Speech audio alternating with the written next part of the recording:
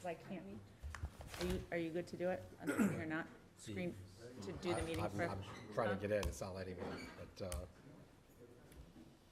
it does, I will. We're good. Ooh, yes. What's that?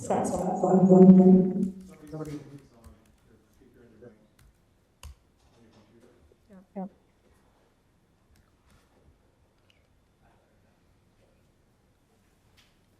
All right, I'm going to call the Thursday, September 14th school committee meeting to start. If you're able and willing, can you stand and do the Pledge of Allegiance? I pledge allegiance to the flag of the United States of America and to the republic for which it stands, one nation, under God, indivisible, with liberty and justice for all. Thank you. It's my pleasure tonight to welcome back our favorite segment of this whole meeting, the love of learning. So this is the segment where we try to show off our educators and our students and how great everyone is. So, Superintendent, take it away. Thank you. I remembered. I am actually going to go in a reverse order of the agenda with a little bit of build-up. So the first recognitions I'd like to do tonight are teachers who are awarded professional status. And we honor these teachers at our convocation in front of their colleagues and handing them an invitation to tonight, their official letter that says they've reached professional status. But we like to celebrate them here at a school committee meeting where we can honor them in front of the committee. Because reaching professional status is not a given. It is a lot of hard work. It is a mentorship with a seasoned veteran, and it is an opportunity to demonstrate your skills and knowledge in your craft. And it's really kind of a stamp from the district that we believe in you, that you've fulfilled the requirements, that we want you part of our team, and as I tease them at the convocation, that you're stuck with us. So I would like to recognize and honor 4 individuals who could be here tonight. We have 3 others that could not, and I want to make sure I recognize them as well. Those that could not be here this evening are Jennifer Fitzgerald from the high school, Nicole Greenway, and Mary Nabolsi. But those that could be here, please come down and be recognized and stay down here so we can get a picture. So I would like to recognize Becky Gruthius.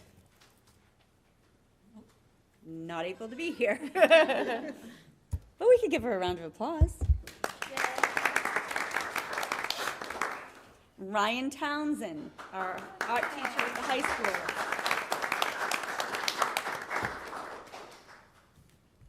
Priscilla King, one of our media specialists. Come on over here.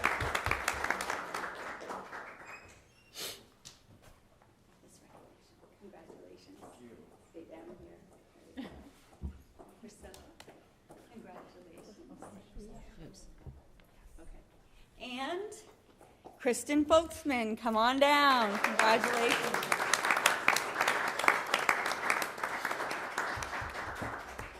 Embarrass them and ask if any of them would like to say a few words. I'm just going to say thank you, and I value being in this district and all that I've been able to do here, and all that students have been able to do. Well, we love to see you. Anything, Priscilla? It's an honor to work here. Just thank you for that wonderful welcome community, and the students in Swampscott are amazing. Can I will you say what you teach when you just What we teach? Yeah, I mean, sure. I know you teach art because I have some pottery of yours. Oh, wow. Yes, I'm at the high school. I teach ceramics, sculpture, photography. And digital learning teacher, elementary. Oh. And I'm a speech therapist at Clark Elementary School. And this is my hometown, and I just loved coming back here to work in my hometown district. It's a big honor to achieve this milestone and to continue working with the great staff and the students here. So thank you for that.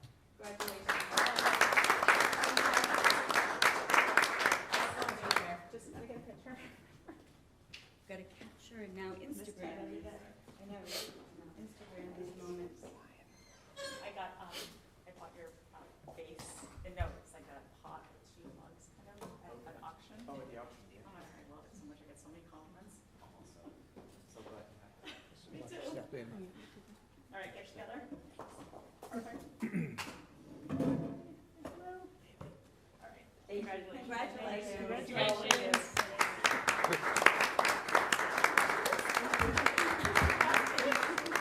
So are you working now with any of your former teachers?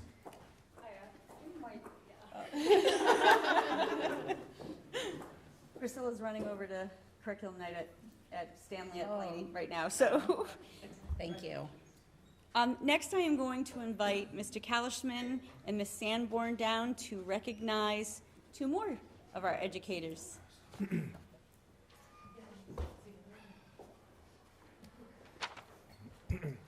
Yeah, that's fine. To here? Is this fine? No, Do you want to come? Do you want Oh, all the way oh, down? I told him it was okay, sorry. Apparently, I Got overruled. the big boy and girl seat here. Yes, right here. Okay. And we'll give these and I'll just shake hands. Okay. So.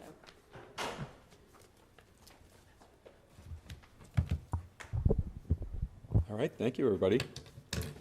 I'm here to talk about Miss Erin Stadt. In terms of showing deep warmth and care towards students, Erin Stadt is among the best. She wears her heart on her sleeve. Erin's all heart. With every child she encounters and exudes a genuineness that kids immediately appreciate and benefit from. Erin is the type of educator who students remember forever. Although she served in several different roles over the span of multiple decades in her career, her specialty as an educator was clearly concentrated in helping those students who needed a little bit more love. Erin was a perfect match for those kids.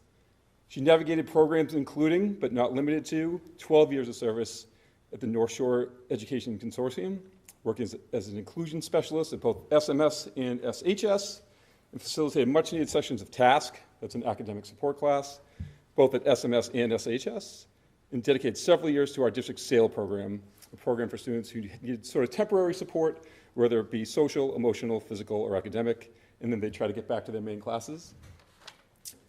And part of our HLC, our Harbor Learning Center, students that need sort of longer-term support. Erin was there for all of our students. Thank you so much for making so many of our kids feel heard, seen, and most importantly, for helping them believe in themselves. One of the sayings we have at SMS is to be the reason somebody wants to come to school in the morning, and I can say with absolute certainty that Ms. Stadt was the reason why so many kids were happy to come to school for over 20 years here. We wish you nothing but the absolute best in your retirement.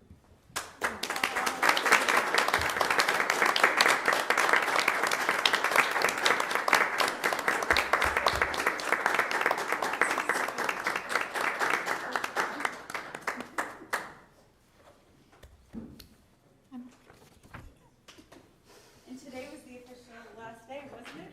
Oh. And it's your birthday! Happy birthday to you. I'm just kidding. Okay, well, we can honor somebody else and then maybe you can say a few words. Stay down here, please. Okay. Thanks. Congratulations and happy birthday. Let's stay here. Congratulations, We're Erin. gonna honor one more teacher and then we'll take pictures. Brenda Cassidy, can everyone hear me? Yeah, Good. you probably can't hear, but yes. Brenda Cassidy has dedicated 35 years of her life to some of our most precious humans, kindergartners. For 34 of those years, Mrs. Cassidy has greeted hundreds of kindergarten students as they officially started their educational journey here in Swampscott. Brenda grew up in Swampscott and went through the public school system. She credits her own kindergarten teacher for instilling in her the will to become an educator. And thus, Brenda's love story with kindergarten began. Brenda's teaching career got underway in the Michon School in 1989, where she remained until its closing in 2007. Her next adventure was at the Stanley School, where she worked from 2007 until its closing in 2022. It only seems fitting that her last undertaking will be at Hadley, with its planned closing in 2024. Brenda Cassidy has done it all during her career. She was an advocate for developmentally appropriate practice over the many years and many changes to the kindergarten curriculum, even when it became a virtual one. She was instrumental in helping plan for the big transition to a full day for our kindergartners. Brenda was a mentor to our district's teachers before Swampscott even had an official program, and then formally became one once our system was developed. She is a dependable and trustworthy colleague and friend. Brenda is the ultimate professional in how she carries herself and conducts herself, setting only the best example for our students. She embodies the spirit of a kindergarten teacher on every level, from her warm greetings to her positive words of encouragement. Until her final day, Brenda will remain enthusiastic about learning and all the joy it brings. Brenda, on behalf of Swampscott Public Schools, thank you for loving our kindergarten students every minute of every day for 34 years. I am honored that I had the opportunity to work with you over the last year. Thank you for always sharing your insight and wisdom with me, even up until yesterday. You will be greatly missed, but we wish you only the best in your retirement. Keep shining bright, my friends.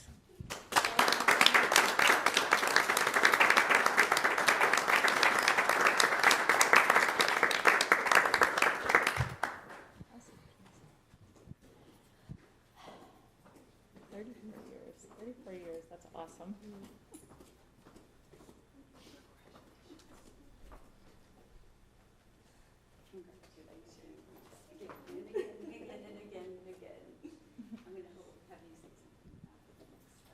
Can we get a picture for this? Yep. Please. I don't know where you want. Where do you want to stand? I know. Stand in front of the TV. Not in front of the TV. Or the podium's fine. Or, Yeah, not in front of the TV. Not in front of the TV. yeah, not Sam. It's like you guys all coordinated.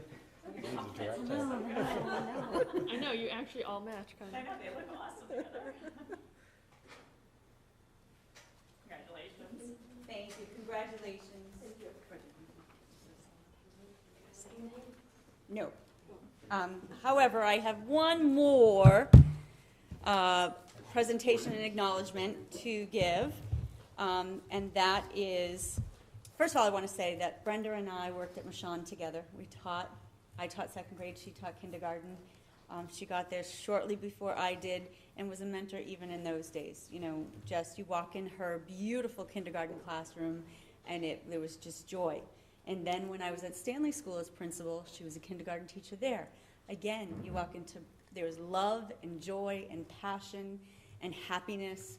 And so it is very fitting that her colleagues voted Brenda this year Educator of the Year. And so we have a little token, a little gift for Brenda as Teacher of the Year as well as retiring. So congratulations, and I want to know if you both want to say a few words. So let's celebrate the teacher.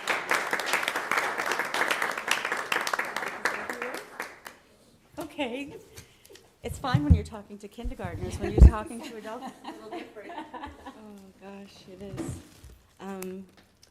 I just want to say thank you from the bottom of my heart. I have been so blessed to, my entire career, to be here in my hometown, Swampscott. It means so much to me.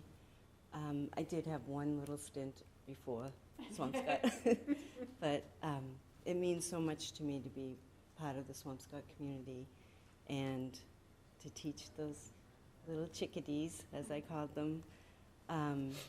And to retire, it's surreal, and then to be honored with the Teacher of the Year.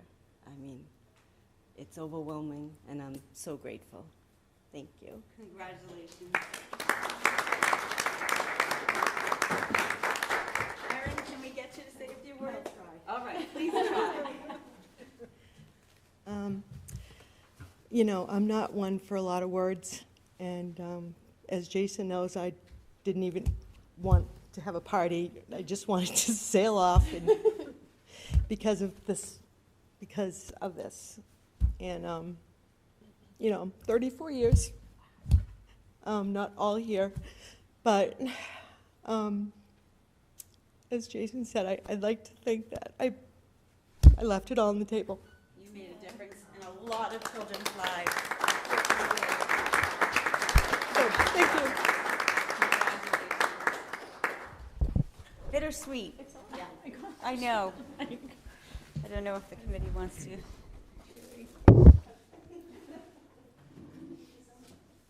Oh my gosh, it's so hard. It's like, I know. anyway, we're so proud of our educators, and it is so bittersweet to see such talent move on. It's just always. It's wonderful to celebrate them, but the reasons behind it make me sad. Yeah. Anyway. All right, that brings us to committee comment. Glenn? Congratulations, ladies, it's awesome. Really, the only thing, couple things I have is, I understand the beginning of school has gone exemplary, even though it was 10,000 degrees. Yes. After a very cold summer. Yes. Great job navigating all of that. Thank you. Angelakis. Thank you. Nothing but positives, which is great. Really, the only thing I have tonight, I received an email from the folks at Shore Diversity, and I just want to remind everybody, if you're at all interested, on Wednesday, which is next Wednesday, September 20th, from 7 to 8:30, they're having a learn about Shore Diversity, learn about them, meet your neighbors. It's at Reach Arts, which is at 89 Borough Street. Again, that's next Wednesday, September 20th, 7 to 8:30. And I hope for those who are willing, you will attend. That's it. Thanks. Amy? I just want to say kudos to the start of a good year. And I want to give a shout out to the athletics department for not having a football team, not having a game tomorrow night, but having the game tonight in honor of the Jewish holidays. I think that's something that is often overlooked in the scheduling, so much appreciated. And I should note, that's why our student representatives are not here tonight. One is in the marching band, one is on the football team. I had an opportunity to meet with them. They are juniors, and they are all-stars. Okay. They are all in on this, so I'm super excited to probably add a table here so that they can be here with us at the next meeting. Does that mean we Great. get them for 2 years? I'm hoping. That's great. Great conversations, very much understand their roles and responsibilities. What are and, their names? Sorry. Jad Obala and Noelle Deal, who is Maddie's sister. Wow. Yes. So, Really? yeah, really. And Jad, I didn't realize, I knew the Obala name was familiar. He came in, he said, oh yeah, I told my mom I was meeting with you today, and she said, do you remember Miss Angelakis at Stanley? You thought you were going into first grade, and she tested you when you started in kindergarten. When you went into school. I'm like, Jad, I don't remember. He's like, neither do I. We're all good. That's such a great. I know, right? Been here for a while. I know. Yeah. Put him in a spot, right? He just wanted me in my right spot, he said, but it was funny. That's funny. John? That is funny. I just want to acknowledge some of the cross-country runners who participated in an American Legion race in Nahant over the weekend. It was called the Humpa race. It's 5.3 miles, I think, and there were a number who actually got medals for placing in the under 18 category. They did very well, and there's I think 4 names. I just wanted to read them. My daughter Thea Jantas, Eileen Cornwell Brady, Anthony Colella, and Simon Brown all placed in the under 18. They all got medals. Team looks really good this year. Wow. Was that an adult road race? It was open to anybody who wanted to run it. I think there was about 100 people who ran it. That's so cool. I think it was interesting, like 137 signed up, I think, just to make the donation. I think just, for community activities over there for American Legion. But it was about 100 who ran it. So, thank you. Congratulations. Karen? I just wanted to say welcome to everybody coming back to school, and that's about it. Everybody else already said it. Yeah, I just want wanted to thank Latanya Mackey-Knowles, Mrs. Mackey-Knowles, for training us on Parent Square prior to this meeting. It's a really powerful tool. I was so impressed that when you message someone, it gets to them in their first language, or the language that they put as a preference. And I think that's so powerful, that everyone is getting their messages from their school in their language, and then they're replying in their language, and it's being translated. It's like, I mean, it is such a, it's gotta be so empowering for so many people that have felt sort of marginalized a little bit by the school system. So I just just learning that was really cool. Well, I do want to say too, we did our best to translate all our communications in Google, but the amount of time it took, not to mention it would be send to parents, send to staff. Don't forget to CC school committee. Guess what? It's all done at once now. Right. And the translations don't have to be done at the building levels, whether it was my office doing it and Nancy Kelly doing it, or it was Trish doing it at the middle school. We had a list of languages. Undoubtedly, we missed somebody, and Google Translate, we've learned, isn't the best. So we did our best, but this is a very powerful tool. I would just agree. The coolest part is that they can respond in their native language. So the conversations are probably so much better, you know, and so much more in depth and so much more information, because the language isn't a barrier then. And I just, like, I'm glad, really, that's a great thing with this district, is using that. Really helped with that. The training was pretty robust. Yeah. So kudos to. And we're Ms. still Mackey-Knowles. learning, so if you learn Oh, I would faster than imagine. us, No. make sure you're patient. For example, I've tried to send 2 calls, and even when I was calling about the early release days, it was like, I sent them out as email and text and phone call, and at first I didn't do that. And we were thinking, I should have sent it as an alert, because then it doesn't go as a digest at 6:45 p.m. It overrides it and goes right immediately. So we were talking, is it today at leadership? What day is today? Yesterday at leadership, about, like, I would be probably doing the only alerts to override so that parents have information before the morning. And then the 2 times I've tried to do a call, you go through these screens. First of all, they call you in order to record it, whereas in Blackboard Connect, we had to call them. And then you click, and then it shows you all of the messages that are going out and what languages they're going out. And so in my mind, I'm like, wow, that's great, they're going out. And Mr. Norkin said to me, did you send that out? I'm like, uh-huh. And then I go back in, and I'm like, oh, it says notify at the bottom of that page. Notify. So they're a little, so I said to my team, if anybody's doing a phone call, don't look at that page of languages and think, oh, they're going. No, you have to scroll all the way down and hit notify. So for those little things we're learning, but it's a little bit of an adrenaline rush to be learning something new that is so powerful and beneficial to our families. So when you send out a voicemail to people, that is translated as well? Yes. Wow.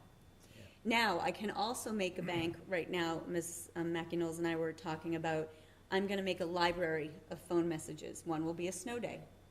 You know, and so when, instead of waking up at 4 a.m. and having to record the message, I simply go on my phone, find that message that's saved, and hit send, and then go back to You sleep. barely have to open your eyes. I don't have to sit at the kitchen counter trying to get in while everybody else is trying to get in. So, yeah, it's really going to be quite interesting. I'm glad. Yeah, no, The that training was, got- it was just cool to see the power. Yeah. Well, Anyway, and to boot, I know when I logged in to go onto the website for the first time, as opposed to the app, if you just type in Parent Square, actually what comes up are all the districts that are using Parent Square. So like Alameda Parent Square, and you know, lots of big, lots of big districts. I think Miss So- Sanborn was one of the first people to tell us about it, because they used it in Gloucester for her children, and we were like, what? And then, you know, it was a massive undertaking to get it rolled out in time for the start of the school year. So I'm always impressed with Miss Mackey-Knowles, but I'm pretty impressed that we were able to accomplish it. So How's the feedback been? wonderful, Positive, negative? wonderful. I don't think I've heard anything negative, because we're trying to be very conscientious about not sending out alerts to override people's request for the digest at a certain time. So people are really getting it on their schedule. And what I like is the feedback. There's that little heart button that says appreciate. And when you post something, to see people, 72 people appreciated that I was thinking about potential early release days. might seem like a small number, but when we did other communications, you never knew if you were bugging people or, It's you know. always good to get feedback. Yeah, always. and so just saying they appreciate having the knowledge, and then people were actually able to say, I'm so thankful you did that, you know, it was really, I was worried about my babies, so there's an engagement that doesn't actually exist in email, so it's nice. Yeah, I haven't heard one negative thing. It's great. Super. On to reports and discussions. So I'm just going to remind everyone that we changed the agenda a little bit so that we're going to report out. The superintendent's going to do a report out. The director of finance is going to do a report. The school committee is going to sort of do a report. The subcommittees are going to do a report. And then after all the reporting out and discussions have happened, then we'll have public comment. And after public comment, we will have our votes taken. Just want to remind you guys, so superintendent's report. So, Do you want this up on the screen, by the way? I was gonna put it up right now because, with the permission of the chair, I would like, to take it out of order and have our director of facilities go first, if that's okay? With the summer projects update. Sure. No, I think she was thinking about that for a minute, Max. No. Haven't had a long enough day. No, right? Okay, so I am going to turn off my screen, which how come I don't know how to do that? And I am going, do I have permission to share my screen? Yeah. It looks very different. Oh, I'm in the webinar? I'm not, oh, join as a panelist. Thank you. Okay. So now I'm going to open up, share my screen. I was so excited celebrating the teachers that I wasn't prepared. So let's do this. Share my screen. And you know what, I'll share my screen at the meetings, and maybe we'll put the timer up on your screen that will screencast for public comment, because it's like, I don't want to put both up, because Okay. I'm nowhere near We'll just where do I need to something. be. going forward. Yeah, we'll be more prepared. My apologies.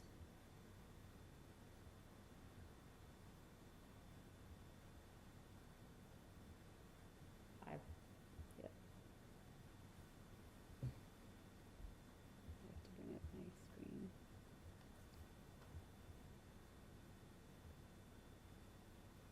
Small fingers, there we go. And, whew. Sorry, Max, took a bit. No problem. Thought I did it. Okay, thank you, Superintendent Angelakis. I have a brief presentation on the summer projects, and I've combined it into a capital update along with the school summer projects. So just a reminder as to the capital process through the town. The town maintains a multi-year capital plan. Each town meeting, there is a 5-year look ahead in the town warrant.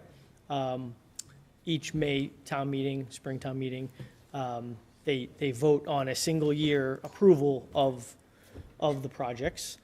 So heading into the spring, we actually are asked to submit our capital projects or updates to the capital plan, I think is a better way to put it, by the end of September this year. That is the deadline, so at the end of this month. Once they are submitted, the process is that there's a review through the town administration, through the capital improvements committee, the finance committee, and the select board, and ultimately town meeting is the approving authority. And that happens in May, and then funding is available July 1, the new fiscal year. So transitioning to our summer 24 projects, in addition to all the work that happens regularly, the maintenance work that the custodians do, and I should say before I kind of jump into these projects, for the custodians to do what they do in the midst of all these other projects happening at the same time is a real feat, and it's really commendable. It's important we do all these projects and keep advancing the work at the schools, but that is challenging for the regular work, but we continue to get it done, and I really, again, commend the custodians for that. So just to run through some of the highlight projects that we completed or substantially completed over the summer, this last summer. The middle school media center and other miscellaneous flooring projects at the middle school. If you haven't had a chance to see the new floors at the middle school library, you really should. It looks totally different. The old carpet in there was real bad, and we have nice new carpet tiles on the lower level, and LVT on the upper level, as well as the classroom space right off of the library is also the LVT. What's cool about this is it gives us a taste of this LVT flooring, which is going to be profound at the new elementary school, almost throughout the entire school. Not, there's obviously some exceptions, but this is the primary flooring product that we are going to have at the new elementary school. And so far so good. It really looks awesome. It's lower maintenance. It doesn't need to be waxed. You clean it just with a machine, the soap and water. Just lower maintenance and really good lifespan. So it was nice to put that down in the middle school, sort of in anticipation. We did some work at the Hadley, just sort of, I know it's the last year, but we do need to make sure we're kind of keeping it safe. And in that note, we did some work to the exterior to just go through all the masonry to make sure things that aren't crumbling or are crumbling, we're kind of putting back together and making safe. And same note on the interior, we had some ceiling and wall repairs that we did in the building. This was predominantly funded by a elementary school capital project that was allocated a few years back that really has been important to us in maintaining the elementary schools in this transition period and again, keeping them functioning and safe. They're not beautiful, but we're keeping it going. One more year. Middle school building envelope improvements, sort of on that same vein. We know there's something coming to the middle school, but in the meantime, we're trying to really fight the tide of the infiltration into the building. So we've done some significant work on the bowl side, windows, ceiling work on the outside, and waterproofing work on the masonry. And again, in an effort to kind of inch out some life out of the building envelope at the middle school. There was a high school phone upgrade project. This was mostly hindered by tech, but a little bit of a partnership with facilities, with a new controller at the high school and new phones throughout the high school. The high school is getting older, and everyone thinks of it as so new, but it's really almost 17 years old. So there's systems in the high school that do start to need replacement, and the phones was one of them. So that's been a successful implementation. The biggest project we did this summer was the middle school fire alarm project. This has been a long time in the making. We did a full installation of a new fire alarm system at the middle school this summer. It is operational. It was a really, really tight schedule, but they got it done. So it's a code compliant fire alarm system at the middle school, replacing what was a very, very old system that the fire department was not happy about and had wanted replaced for a very long time. So that is operational. There's still some lingering work there to remove elements of the old system.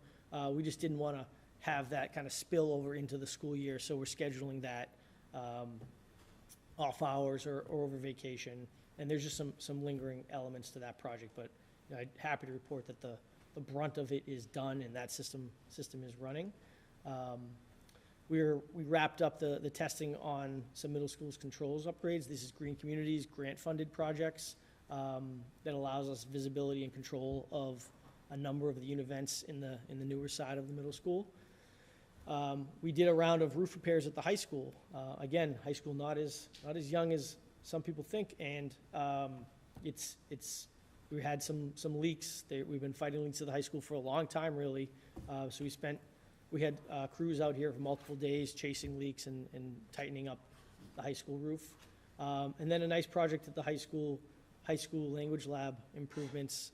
There was a room at the high school that just wasn't really functional anymore. It had old technology and built-in desks and hardwired electrical outlets in strange places that just wasn't really functional for the high school. So that was all ripped out and basically turned into a more like traditional classroom, so they have more flexibility with the space, and we were really happy to get that done over the summer. So those, again, some highlights of the summer projects from 23, sorry. So I just wanted to talk a little bit about the FY25 proposed school projects. These are projects that are either already living on the capital plan or are being submitted, hopefully for approval for FY25.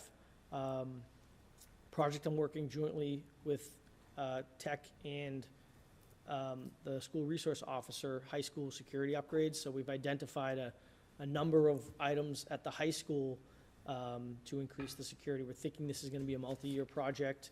It's likely to include some duress buttons, which I failed to mention we were able to put in along with the new fire alarm system at the middle school, which is a really, really great security upgrade.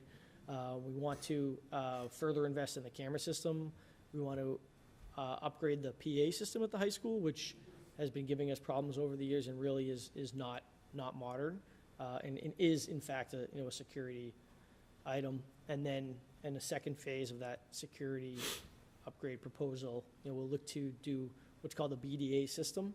Again, something we were able to do at the middle school along with the fire alarm project, and this is about, to keep it real simple, just allowing radio communications for emergency responders in the case of any type of emergency in the buildings. And it has a lot of important impacts, but I won't go fully into that right now. On the plan is district-wide network upgrades. This is a tech item that's on there every year. This is County Mackey-Knowles' E-rate funded projects that lives on the capital plan year to year, which is 50% grant funded. Middle school security upgrades. We had some design funding last year.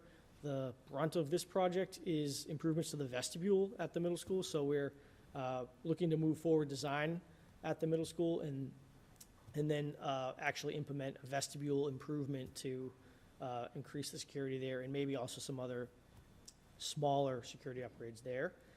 Field house improvements. We're still working to pin down the scope of this, but that building needs quite a bit of attention. We're getting to the point where we're absorbing items that come up as almost emergencies into the operation budget, and that means we're really a little bit late in addressing some of the capital needs. So that's been on the plan for a little while now, and I think it's really justified to invest a little bit in that building. Green communities, I mentioned earlier that we finished a project over the summer. This is again something that is predominantly grant funded, comes on the plan each year. Is shared town and school. We tend to do more school projects just because of the nature of the building breakdown, but that's always there. The Clark renovation, again, the town funded the initial amount to kick off the design for the upcoming Clark renovation last year. We're in the process of issuing the RFP for designer services for the Clark building, and this item will look to be the second round of funding to fund the full design and construction administration effort. And then the following year, we'll be seeking the funding for the actual construction of Clark. Middle School Media Center Phase 2. This is piggybacking on the flooring work we did in the Media Center. We're, again, pinning down the scope there, but it's likely to include some furniture upgrades, potentially some walls. I'm working with Ms. Mackey-Knowles and Mr. Calichman on that project, similar to the work we did at the high school media center to kind of transform that from a real traditional library into a newer age true media center that kind of serves the needs of the students today. And then finally, we'll be submitting a project for the middle school lower lot. This is going to be in conjunction with the DPW. We did some work over the summer, or the DPW did some work over the summer, to be clear, just to get that lot more functional, but it's really in terrible condition and needs investment. And it's going to be really important to the school district starting next year because a portion of the middle school parking is going to support some of the teacher parking at the new elementary school. So there's going to be a greater need to utilize the lower lot at the middle school starting next year, and we're trying to get ahead of that.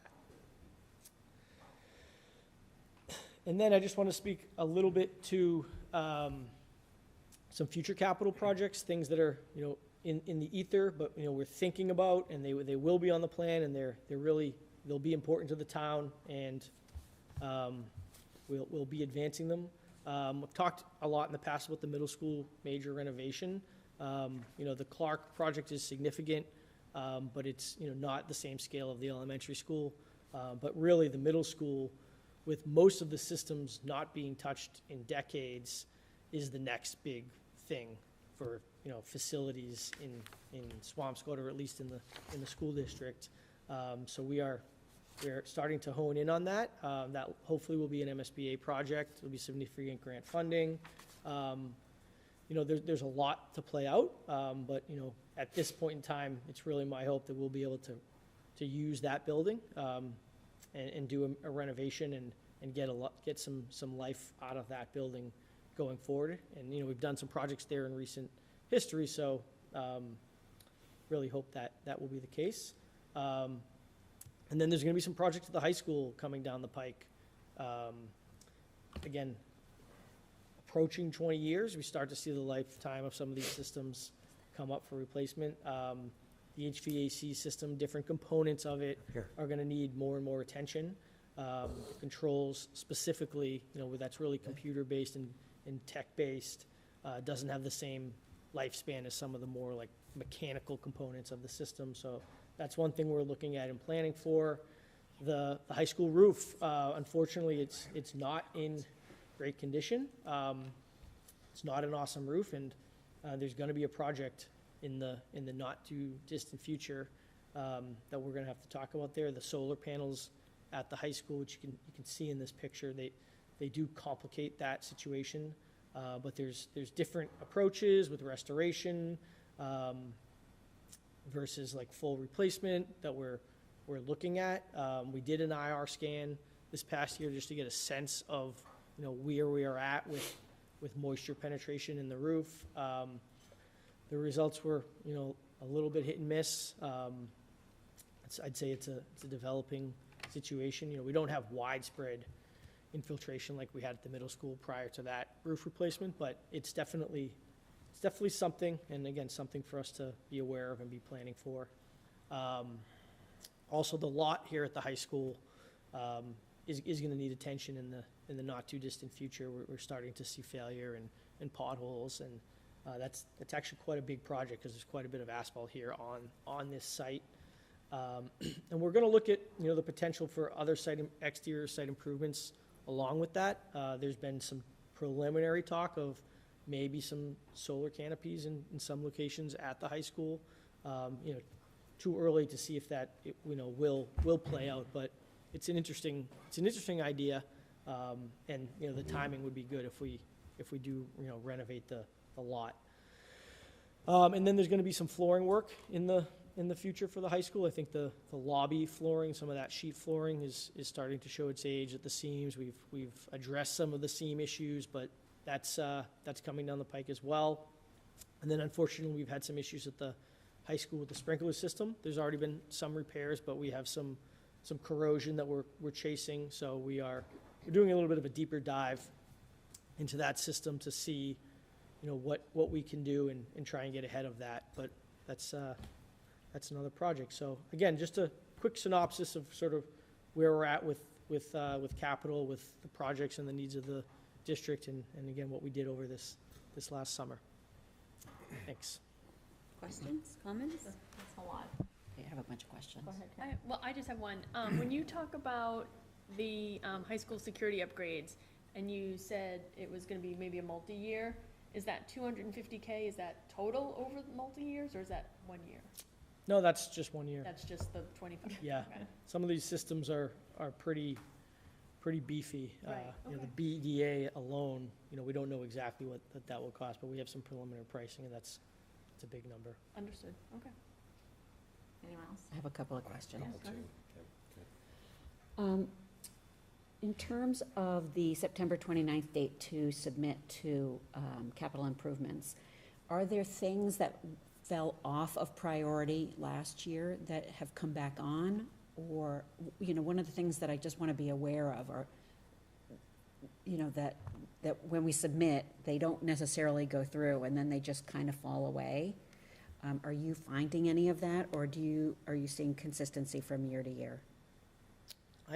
You know, I really have to, I have to say that the town and all of those boards I referenced earlier have been really receptive to the large majority of our submissions over the last few years. You know, at times, there's been discussions about the timing, but very rarely is a project like totally squashed. So there's not a lot of like, it's gone and we have to kind of like pick it back up and push for it again. I mean, there's some things, but, you know, I really feel like, you know, generally myself and my department and the school district have been pretty well supported from a capital perspective. Good. So, I was curious to see that despite moving the deadline to September 29th, that the vote still doesn't happen until May. I thought that we were moving it up to that earlier date so that it could happen at whatever the special town meeting is in the fall. Whereas well, you I can just always misinformed. have a capital project on the special town meeting. Yeah. Usually they're like one-off specialty items that are urgent. There actually may be a couple of smaller facilities items on there that we're working through. But yeah, it's typical for most capital projects to be approved at the annual town meeting in May. So having that, you know, more than 6 months span between the submission and the vote is not atypical. Or I shouldn't say not atypical, but it doesn't hinder you, does it? I mean, it's a little bit early, honestly, and it's a big period of time, but I understand where they're coming from. Like, Yeah. they want things in early so they can have plenty of time to talk about it, and, you know, have the appropriate level of diligence. But at the same time, you know, it's a deadline, but, you know, it doesn't mean that if something very critical was to come up, that we wouldn't have an opportunity to bring it forward and, you know, likely be supported. That's happened as well. All right. Regarding the middle school envelope improvements, I know that was a big discussion, I think, I don't know if it was last year or the year before at town meeting. There was a lot of discussion about leaks in the windows and, you know, how things are prioritized. Where do you, what's your sort of broad assessment of where we are? So, you know, getting the roof done was really important. So we're not so much dealing with roof issues at this point. The reason we don't have on this plan, like within the next couple of years, like window replacement at the middle school, isn't that we don't need new windows at the middle school. We do. It would just be really unfortunate to kind of do it out of sequence with a large project on the radar. Especially a system like the windows, where they're kind of, especially at the middle school with how things are laid out, you know, they're integral to the HVAC system and the unit vents, and there's a lot of windows with air conditioners cut into them. So, you know, we really want to do the windows simultaneously with the HVAC system, and we need to do the HVAC system simultaneously with the electric system, and that, like, I could just keep going and going down this line, and then you like say, oh, well, you know what, we need to renovate the building. Now, Yeah, it makes sense. at the same time, like, Give a mouse a cookie. Yeah, yeah. you know, it's not acceptable to have like serious infiltration into the building. We're kind of, again, I used the word earlier, we're like fighting the tide with the windows on that bowl side of the middle school, and we've done well and succeeded, but we haven't like won that war. So, you know, we did another round over the summer. We'll see how it goes. depending on sort of the timeline for the middle school project and how the work we've done is doing, that could, change my perspective. It's at some point, just like at Hadley, when, years ago, the future was uncertain and the town had to put 3 brand-new boilers into a building that nobody thought was really going to be used in that capacity long-term. Like, we could come to that situation. I'm really hoping we don't, but that's kind of where we're at. I think that there's value to having a presentation at the next town meeting, because I think that this is something that people do really care about, especially as it relates to, the new elementary school opening. And, it's just something that I hear rumbles about often. So something for consideration. The discussion about the timing of everything and the complexity of all the systems having to sort of get replaced in a certain order unless something catastrophic happens, and it makes so much sense. Yeah. Like Yeah. what you're saying. I mean, like, I agree. Like, I think people would just be like, oh, you're thinking about it like I'm thinking about it, because everyone thinks, The assumption is that nobody, Right. that there's nothing. So Right. to sort of have that Communication. that communication and that understanding that there is a lot of activity that's happening, I think could be really valuable for people. You have something? I did have a couple things. Thanks, Max, that was really great. Can you just talk a little bit about the roof in this building? And just maybe get a little bit more detail to us and the aging of it, and are there certain places that are worse than others, and what your thoughts are on a replacement 3, 5, 10 years from now? Sure. So the roof on the high school, it's the material is called TPO. It's sort of like a predecessor to PVC roofs, which is like what we're putting at the new elementary school. It's a really common roofing material. Unfortunately, it's proven to not be that reliable long-term, and like 20, 25 years is actually like pretty good to get out of a TPO roof.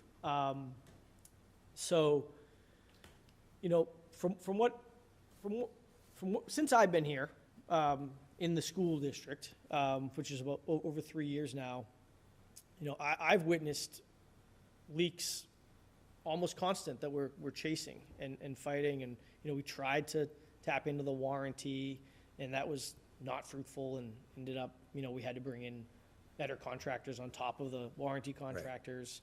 Right. So there's that, and the reports I get from the people that have kind of been around longer is that they've had challenges going back even further. We did probably our most robust effort this summer, and we'll be tracking that this fall to see how we did, is sort of chasing those leaks. But that infrared scan that I referenced earlier, which I can share with you, that gives you a sense of sort of the failures at points in the roof. And like once you have like a wet roof and wet insulation in sections of the roof, like those sections of the roof are like beyond repair and Right. really need to be replaced. And we have some of that at the high school. It's hard to get a full sense of it because of the solar panels, and we're not able to do the infrared scan in the areas that have solar panels.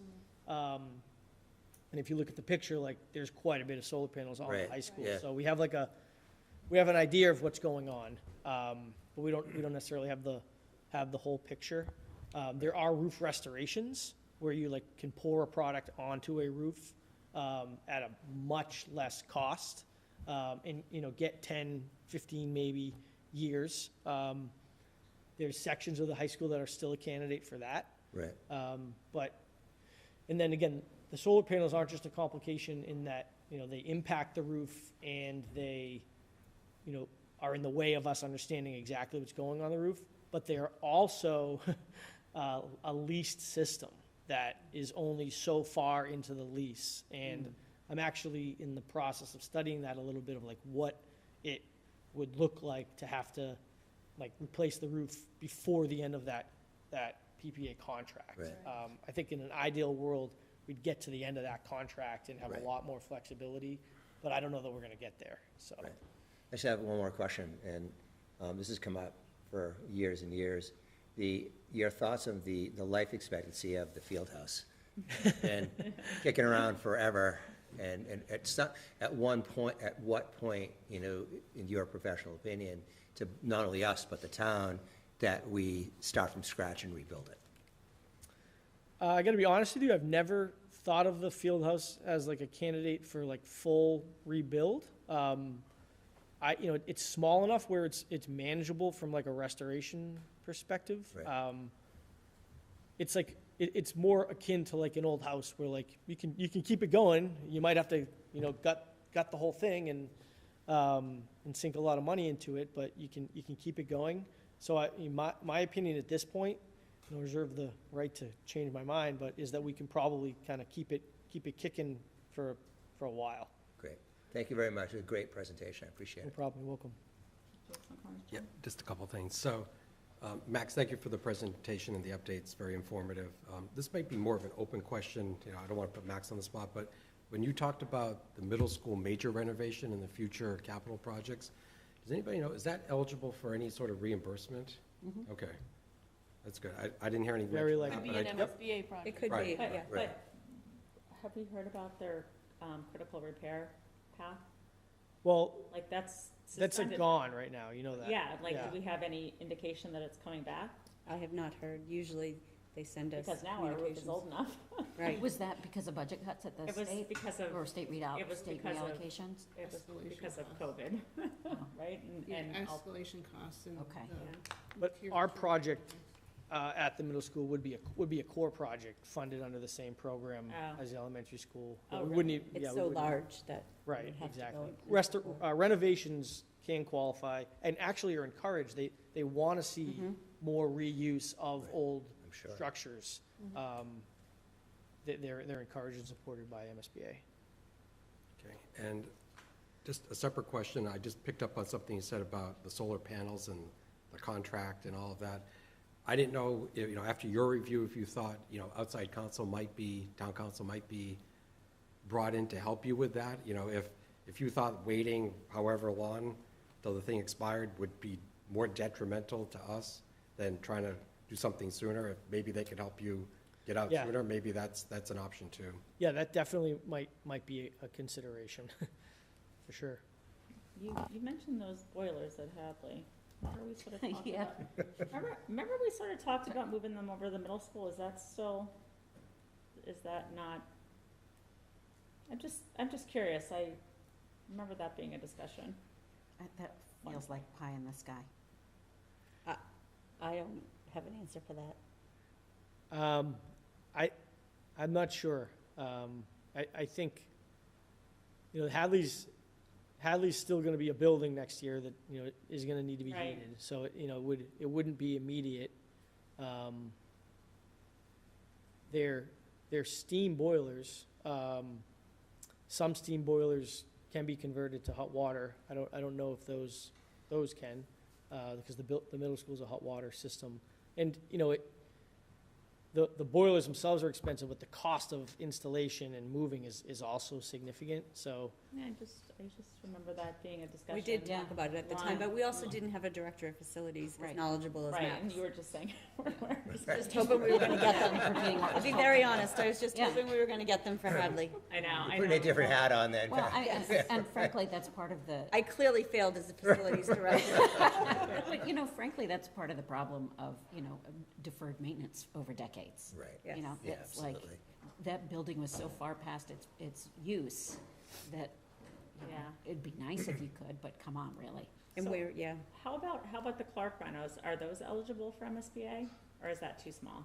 Our understanding is that that's not eligible because it's not a K through 12. It's a Oh, because it's administration gonna and be. pre-K. And even though it's pre-K as well? I think, I Pre-K is believe we not looked this up, pre-K. and that's K through it's 12. not, Oh. we looked into that, yeah. Huh. So are you thinking already about the programming that's gonna go there? If Yes. it's gonna be beyond administration and pre-K, if there's like a, Right now, that's the plan is pre-K and administration.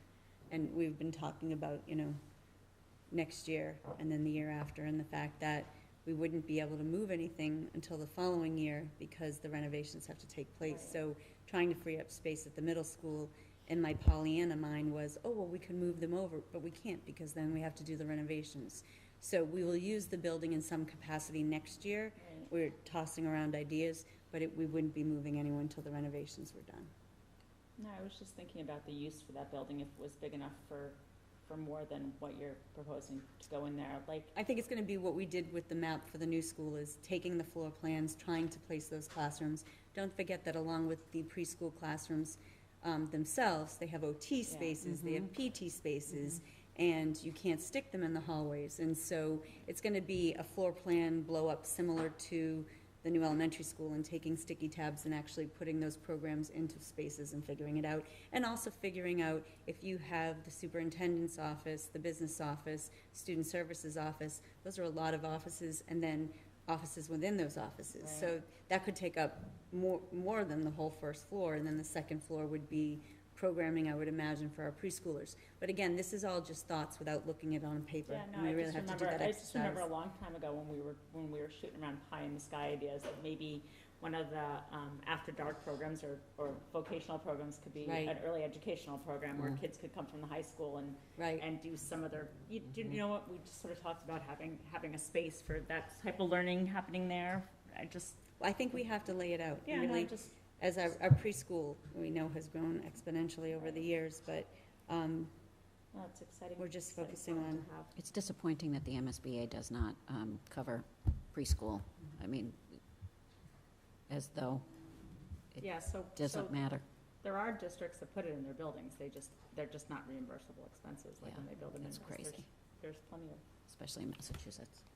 Max, thank you so much. Before we go, I do have another question. I have a question about the field house and the renovations that are gonna happen there.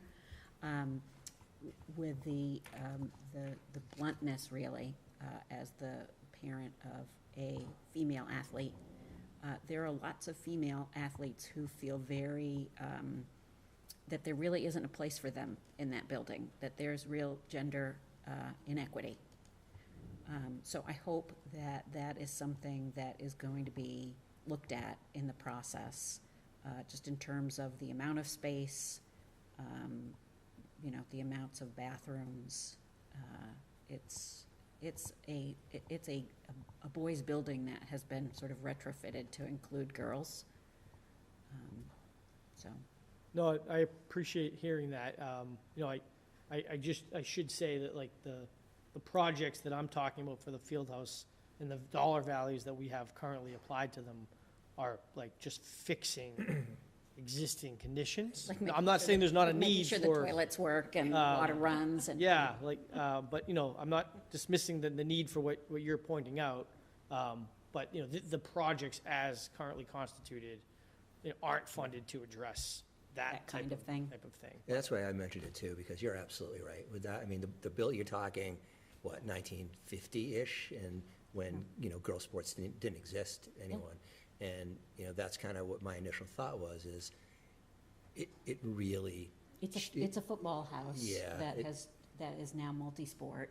I mean, you're especially- talking, there's especially- probably more girl sports down there than boys sports. Well, yeah, and one of the bright spots, I think, for the town is by putting in that turf field, it really, no pun intended, leveled the playing field and Yes. made that an area for not, Friday night football games, but for all of our students here in town, or all of our athletes here in town. So I was in the field house when another team came through and were kind of horrified by it. And, being a proud Swampscott citizen, I hung my head in shame a little bit, knowing that, yes, it is old and we are doing the best that we can, with knowing that all of our facilities need updating. But I would like to advocate for somebody to take a look at that. I agree with you, sooner than later. Amy, wholeheartedly, actually. I do, I agree wholeheartedly. Yep, I'll second that, or third it, Yeah, in the cases. yeah. As the parent of two female athletes, yeah. Right. We could do better. I guess the bottom line, that we can do better, and we should do better. So, thanks for looking into it, I appreciate it. Thanks, Max. Thank you, Max. No problem. I'm going to move on in my superintendent's report to the opening of schools report for 2023, 2024. It is actually a 5-page document, so I'm not going to read it to everyone. You can read it at your leisure if you haven't already done so. A few highlights. The integrated preschool, oh, I should bring it up correct, right? While I'm doing that, talking and walking and doing all that. So the integrated preschool, a big theme here is popsicle parties for the children, and had a PTO-sponsored coffee gathering. You know, as always, a few tears, but they said goodbye and came into school. One of the interesting or fun things that I see is that their classrooms are filling up with crafts connected to the book Brown Bear, What Do You See? And teachers are beginning to introduce concepts focused on using social emotional curriculum, such as kindness, acceptance, cooperation, empathy, inclusion, to help students develop social emotional skills and healthy relationships. At Clark School, there was a great picture on Instagram of Mr. Norkin and the PTO had pizza and popsicles evening event, and I think 130 families, it says here, attended and enjoyed the food company music and the water sprinkler. It was one of the early release days and one of those hot days, but they committed to continuing to have that. They felt that, you know, by that time of night, it would be cooler. They have at Clark, they're the Clark Sharks, but they're building a positive behavior recognition initiative with the Clark Sharks, and there is a shark tank that students can get a plushie shark. And so they recognized 4 students throughout the grades 1 through 4 for their positive impact on school. And those positive behavior recognition programs are always a great way to start the year. So great start over there. Highlights at Stanley School at Blaney. I particularly like the sentence that our home at Blaney Street building remains cozy and comfortable. I do say, and my heart goes out to the teachers over there and also at Hadley. Some of those rooms at Blaney hit 90, and that was during the morning, and also the Wednesday before I called the 2 early release days. And one of the things that I took the liberty of doing is telling the teachers to leave with the kids as soon as the building was clear. If they had Zoom meetings, they can attend from home with the hopes that they would have better conditions at home. I would never put anybody through that. I even let the custodians go early. You know, I am of the belief that everybody gets treated equitably, and I'm not going to have the middle school building was just as hot and sticky, 87 degrees in the chorus room with Mrs. Jen Bowler. So it was really hard, but cozy and comfortable with the exception of those 2 days. Can I just jump in there for a sec? I just Sure. want to give you kudos for that. There was some grumbling online, you know, like back in my day when I, you know, had to bike up to school, both uphill both ways sort of thing. There was lots of grumbling about, you know, they never closed school for us. And I'd just like to say that, first of all, I don't think any kid has any memory of whether or not school was closed because of the weather. But with climate change, yeah, those rooms did hit 90 degrees, and I can't imagine anybody's best learning would have happened on those days. Well, there's actually a clause in the collective bargaining agreement for teachers, and there's guidance in there. More than that, we had one anonymous phone call to my office about anonymous, not to bother calling back because they weren't leaving their name or phone number. But that students in Florida go to school in the hot weather. They're also air conditioned. So, you know, the air conditioners were struggling with the electrical history, so there's that. The electric systems were struggling, you know, even with our air conditioners on, but all you had to do, I felt so guilty, walk out of my office into that hallway in the middle school, and it was like, so, but on happier notes, I love that Blaney, through the coming weeks, they're going to be doing a community bulletin board with pictures of their pets and stuffed animals. Oh. I thought that is a very interesting community building activity that they'll be doing. The 3 elementary schools are coming out with a splash event and splash award. And so behavioral expectations at lunch and recess were reviewed in an effort to establish a positive and affirming school culture. In this vein, Splash, our whale mascot, was introduced, and the criteria for earning Splash awards to be given out at future monthly community meetings. So the 3 elementary schools are trying to collaborate on so many things, but this Splash award is what they've come up with as well. I love this last sentence. We're excited to begin the school year and committed to working hard to make a strong, memorable splash together. And everyone is looking forward to honoring their schools separately before they come together. I do want to point out here that Hadley's staff welcomed 354 students to their school this year. They have 5 kindergarten classes, 4 first grade classes, and then 3 sections of grades 2 through 4. Is there still only one secretary there? There is. Wow. But back in the day, Stanley was 350 kids. Right. When I was there, Really? 350 kids, yep. But because Mashon was so small and the other schools were so small, again, they did a popsicles in the park here. They have, I had highlighted things here, let me just see. Ms. Sanborn highlights the fact that, it's the first of many collaborative opportunities, that we're working together with the PTOs, the teachers, the administrators, everybody's working together. They started to put together the United School Councils. The parent members have to be voted through PTOs, so we're trying to get that moving because we do want to bring them before you as soon as possible. We have started, all of the drills, actually fire drills have been done at all of the schools. Got those done nice and early this year. And then curriculum nights occurred this week for our elementary schools. It's like, I never know where September goes. It's all of a sudden October 1st because you're so busy with curriculum nights, welcome back activities. Turnout at the Hadley curriculum night, I have heard, and Mr. Calichman can concur, was amazing. Middle school night, you said Hadley, you meant middle school. No, I meant Hadley. Oh, He has, yes. oh, because you have a kid there. He has 2 kids now. Oh my God, right. Yep, so, and he has one at the middle school now. Right. So, moving on to the middle school, their welcome to Swampscott Middle School event. They invited all the new students, the entire 5th grade, new 6th and 7th grade students, joining from Nahant, new Boston students, and there's new students to the district.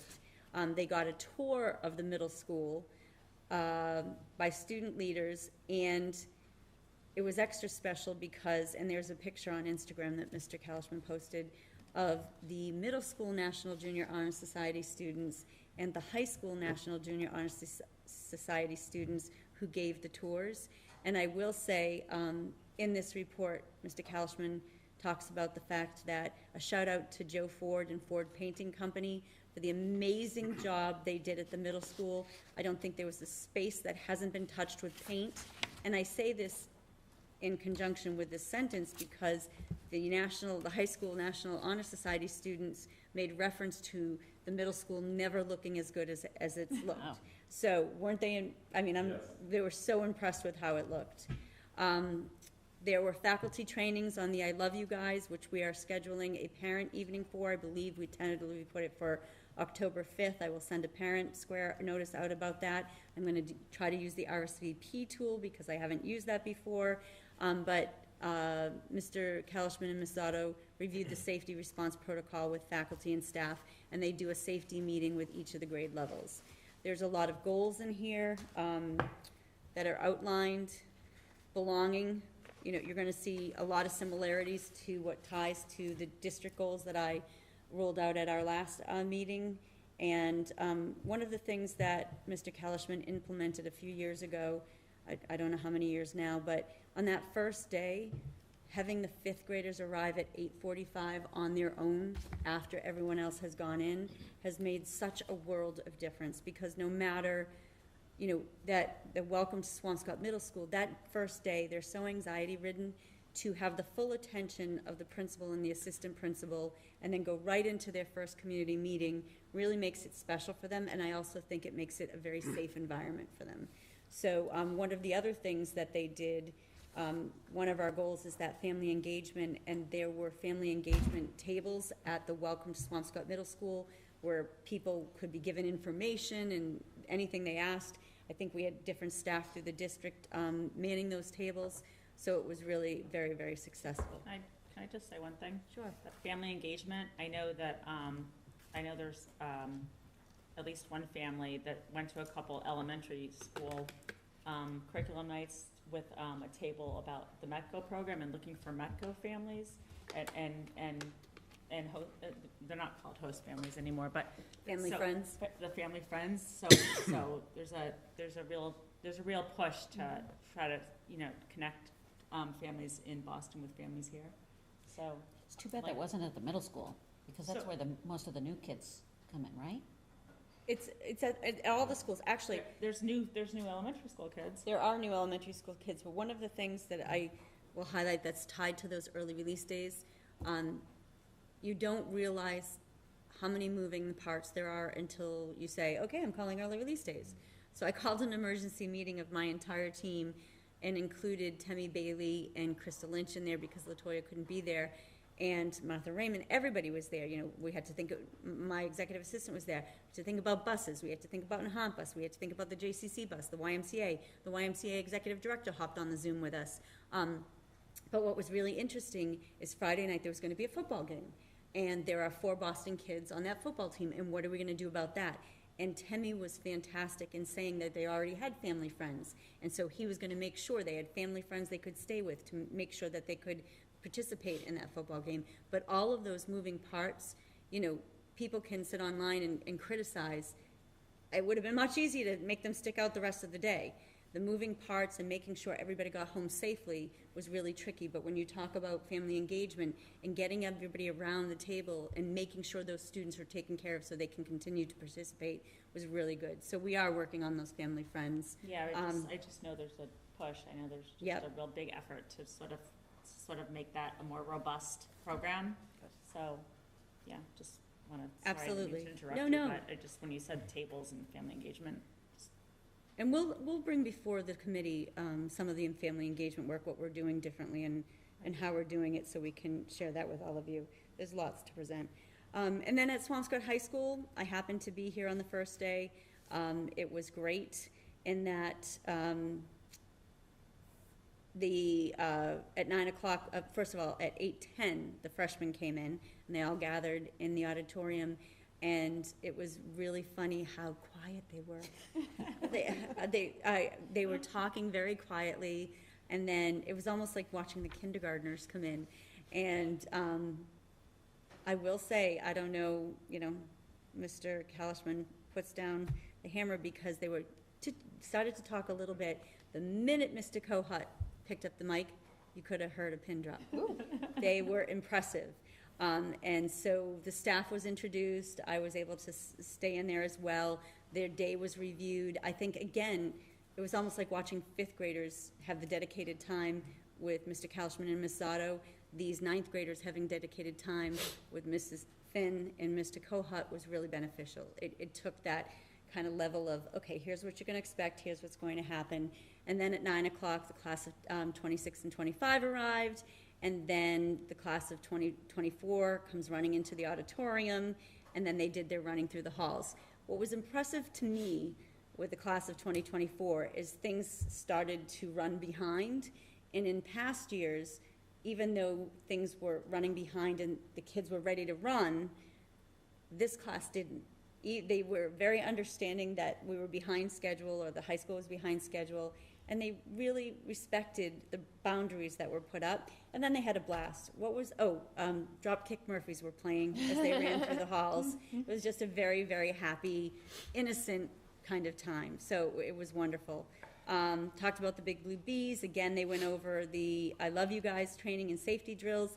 They actually went through every drill with students here. The only one they didn't do was the evacuation drill because it was raining.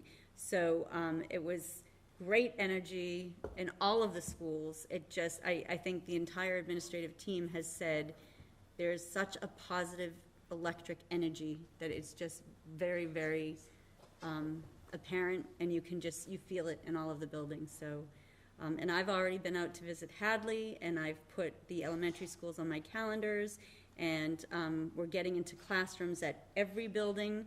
The high school team has been into all of the classrooms. They're going in every day. And it's been a great start, one of the best, I would say. So that makes me happy. So exciting to hear. Really is. It's like all the stuff we've gone through in the past, I don't know how many dozens of years, and like really Yes. focusing on the fun part. Yes, yeah. It, you know, Yeah. it's the team. I have to say, I have a magnificent team.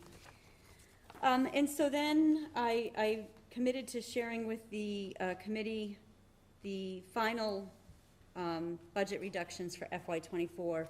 So Mrs. Steller and myself have put together a quick presentation. It's not many slides, but what I go from in this, well, I tie some things together that you probably didn't ask for. So, you know, best practice is to, well, let me start here. We committed to looking at, through the budget season, we know that we talked about the middle school, and we know that there was a bit of an uproar that we were targeting the middle school and that programs were going to be cut. But I'm just going to repeat what I said last year. This was a multi-year plan to look at the elementary schools, to look at the high school, and this was our turn to take a look at the middle school. What were the class sizes like? What adjustments and efficiencies could be made? It didn't mean that the only reductions we were going to make were going to come from the middle school. So we took a deeper dive there. Keep in mind, as a reminder to all of you, that the final number we were trying to reach was $855,000 worth of reductions. And so that was pretty significant. So our holistic approach was to look at the entire district. That meant looking at all departments, all locations, but committed to doing our best to avoiding programs. You know, we know when there was an uproar, it was talk about robotics was gonna go away, language was gonna go away. There's a reason our school district is great. The robotics feeder program that was created at the middle school really has built our feeder program at the high school. We don't want to do away with feeder programs that are going to make our high school stronger. So that was our commitment. Best practice in any budget situation or financial constraints is to, and in fact, a superintendent long ago here that I first began working with had a great graphic, and I actually went down a rabbit hole today to look for that graphic, but it was buckets. And you always stick with the buckets that are furthest away from the students. Now, does that mean any of these reductions didn't impact student learning? No, we wouldn't have had them if they didn't. But it was do you take classroom teachers, or do you look at supplementary staff in order to stay furthest away from that classroom instruction? And so one of the benefits we all realized during the pandemic was that we had lots of grant money, right? And with lots of grant money, we were able to add positions. And so the first thing that we looked at was analyzing those pandemic-related and grant-funded positions. Did they have an impact on student learning? Certainly they did. But if something has to go, I'm not going to cut a program. I'm going to look at those supplemental positions. So that's what we did. We were able to solve the budget gap, not just in reductions, but also other strategies to shift and reallocate resources. We were able to push forward for the first time in a number of years and finalize that Special Education Stabilization Fund, the use of grants to offset costs and salaries. Remember, I think our last ESSER ends in 2024, so we still have a little bit of that money.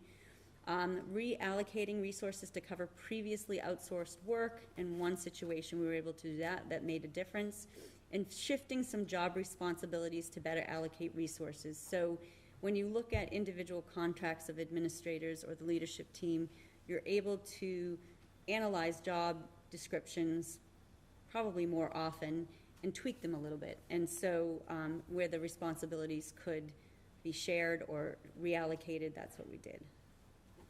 So a summary of the reductions. We had a total of 24 reductions. They included non-renewals, reduction, retirements, resignations that we didn't fill. SHS had 3 individuals, SMS had 7, Hadley had 4, Clark had 2, Stanley had 2, and district-wide we had 6.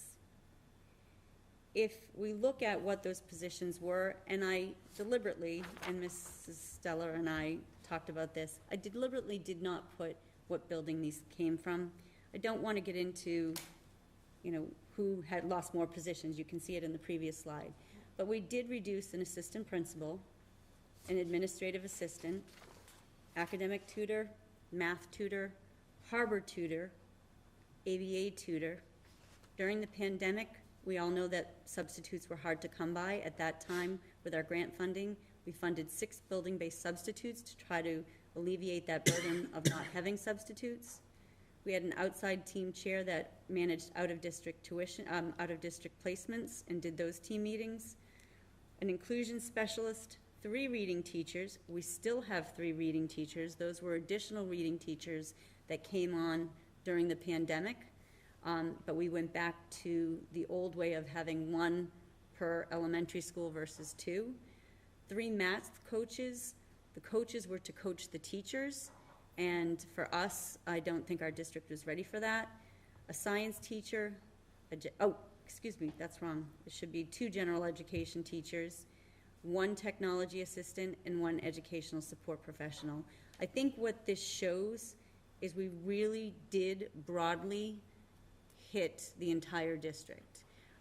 We did not target programs. We did not target in particular 1 school. It was the issues were spread out. What I do want the committee to be aware about is, first of all, and after the October 1 report, if you remember historically, I'll come before you and I'll share the new enrollment numbers and the withdrawal numbers. And historically, at least in the last 3 or 4 years, it's been about 100 in, 100 out. We have seen something very different this year. Our enrollment has gone up by about 100 students preliminarily. So what I do know is that the middle school enrollment has increased by 41.4%, and the high school enrollment has increased by 25%. Wait. Now, It's increased by 41%? no, the new student, I'm sorry, the total of the new student enrollment, 25% of that new student enrollment came, sorry, I totally misspoke. Yeah, no. That's more than 100 kids. Yeah. Packed. I'm sorry, 41% of that total number went to the middle school. Got So of those 152, I think we were at, as of 9/6, I think it's even 159 now. 25% of those kids were high school kids, 41, forgive me for that. I have other things in my mind. And then, what I can't see my bottom here. What has been all over the news is the refugees and immigrants that are coming in. And what I want to point out is, of those 150, I'm going to say 9 now, 30% of them are EL students.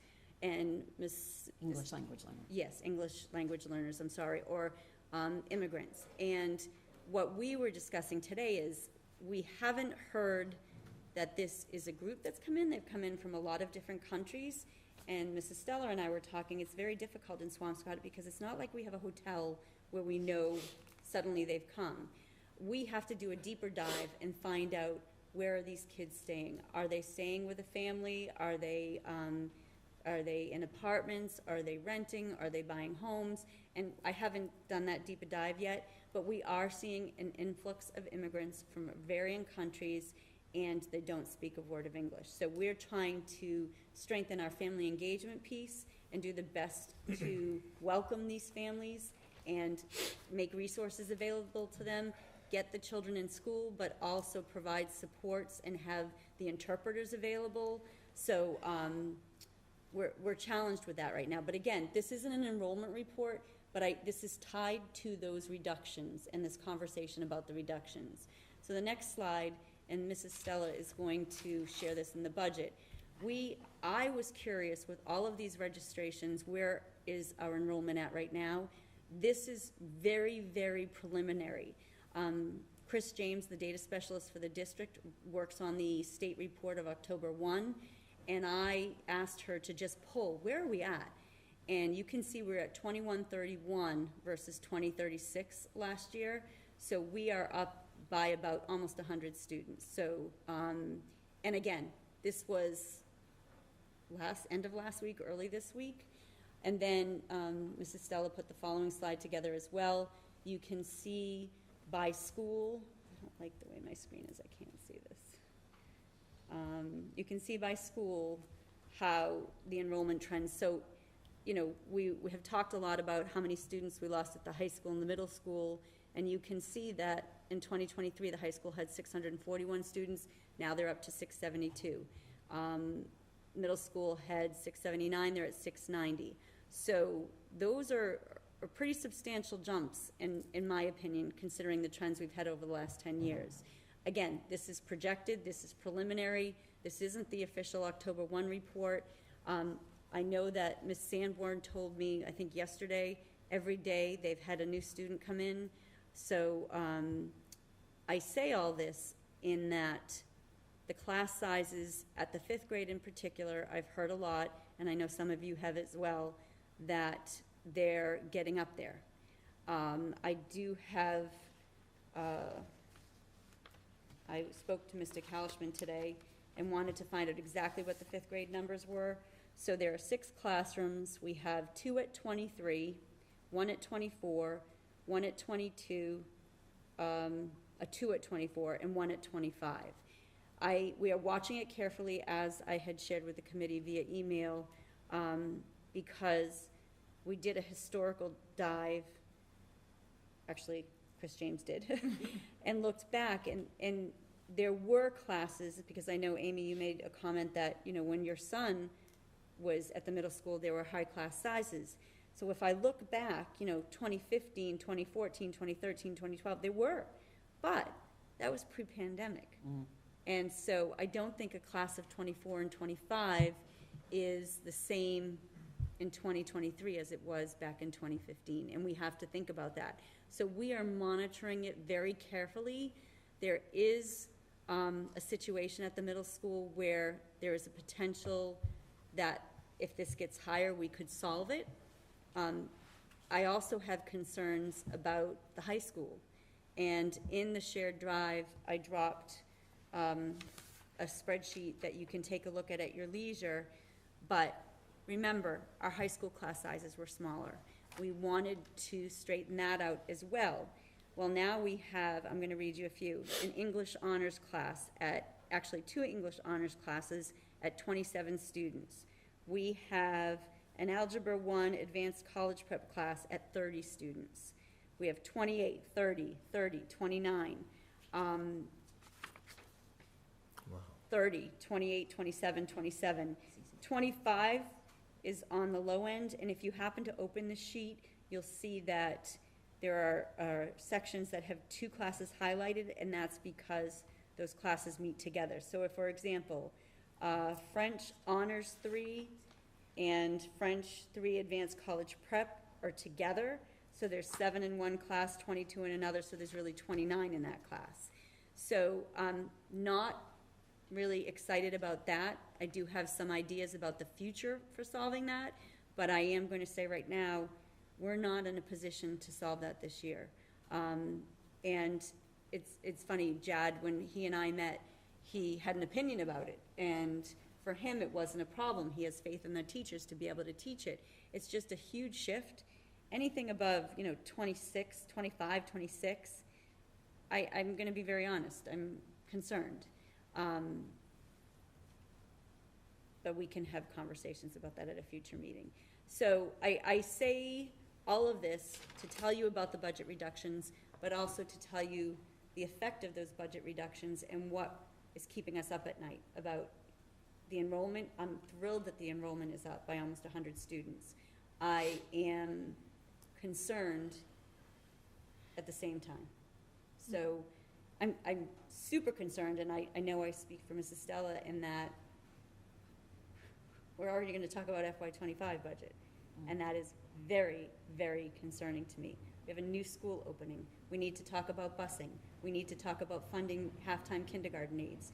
We need to know what the operating cost of this new school is going to be, and that's with these class size challenges as well. So I just committed to giving you an overview of where we're at. Here's where we're at, here's our concerns, and I'm going to throw it to Mrs. Stella if she wants to share anything else. Anyone want to? I just want to say I really appreciate your comment about the class sizes pre-pandemic, post-pandemic. because I think that's a really important distinction.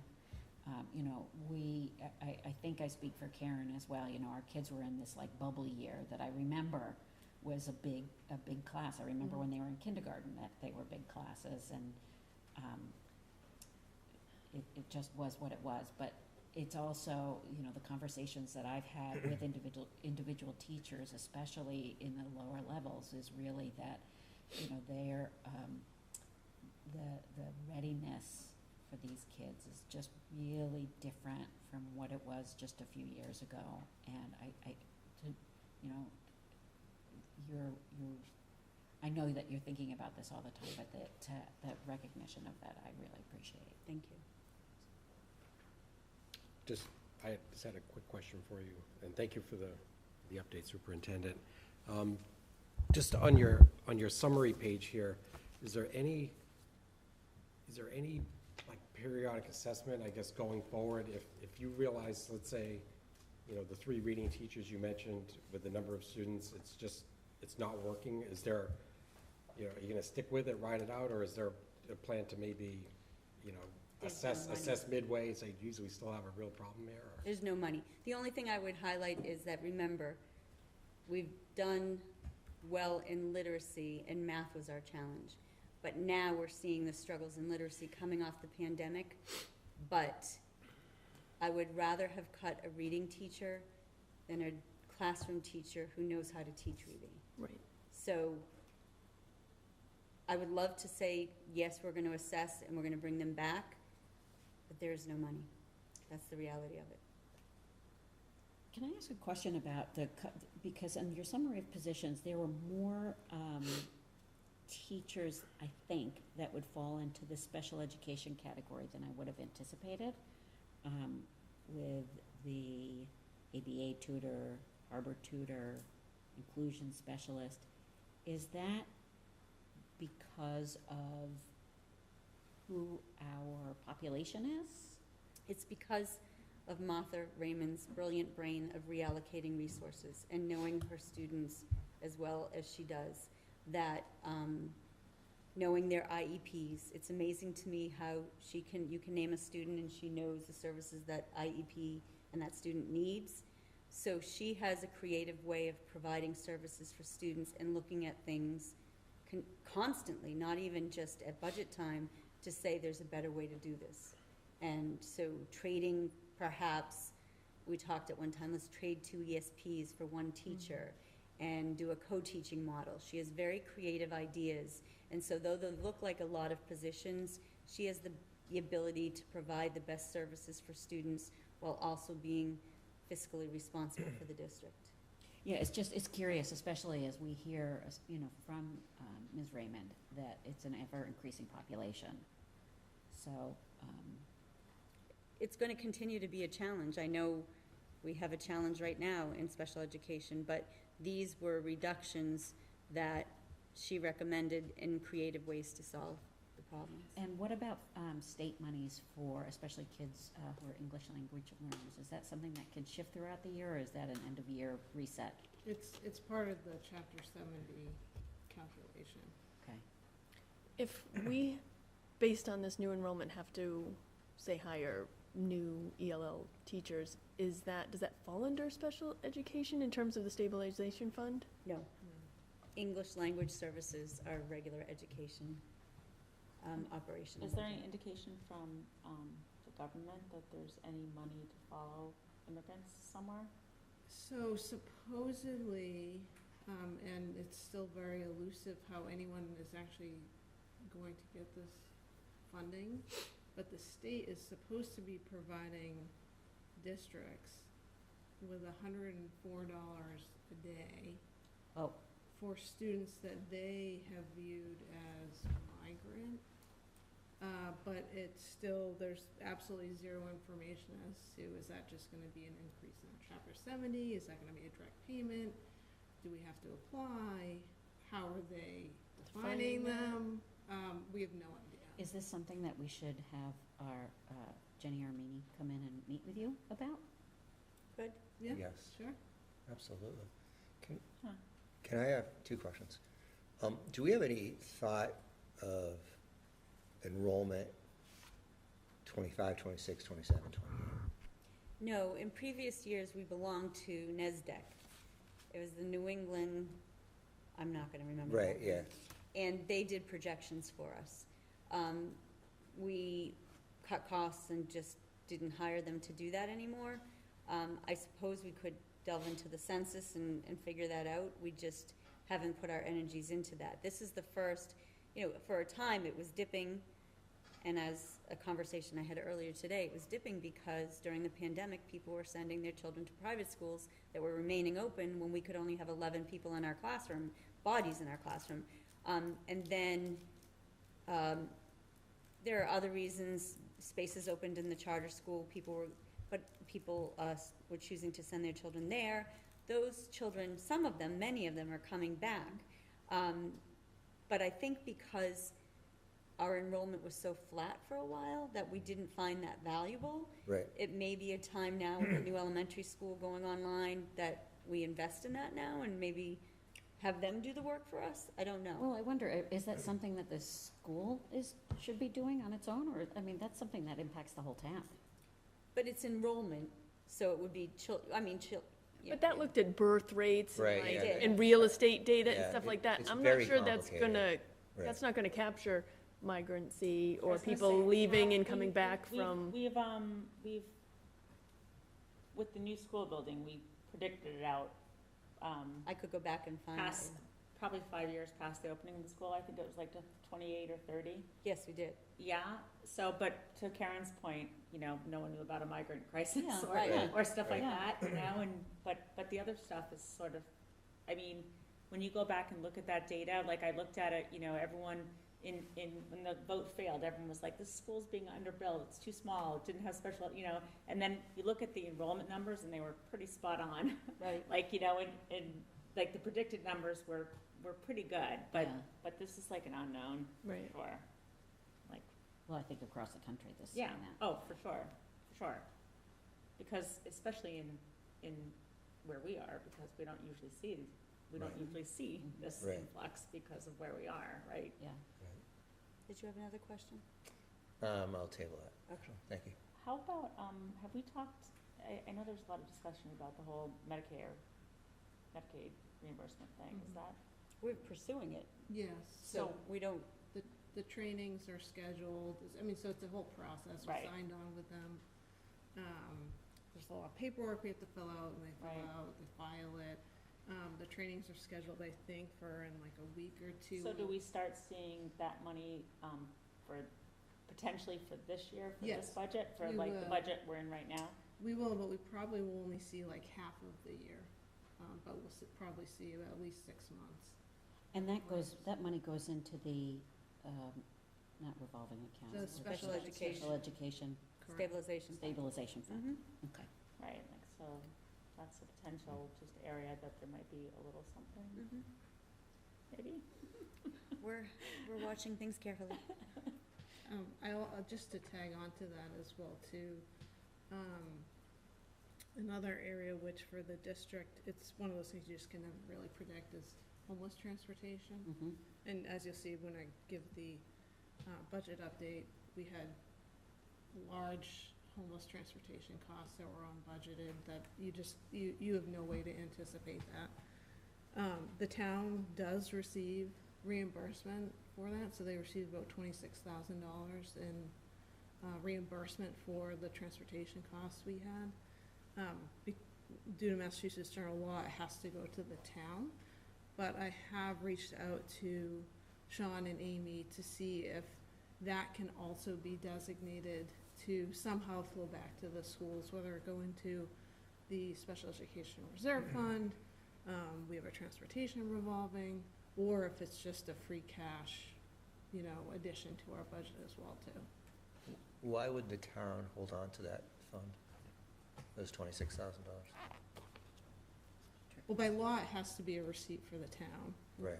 Why they would keep it, I can't possibly tell you why.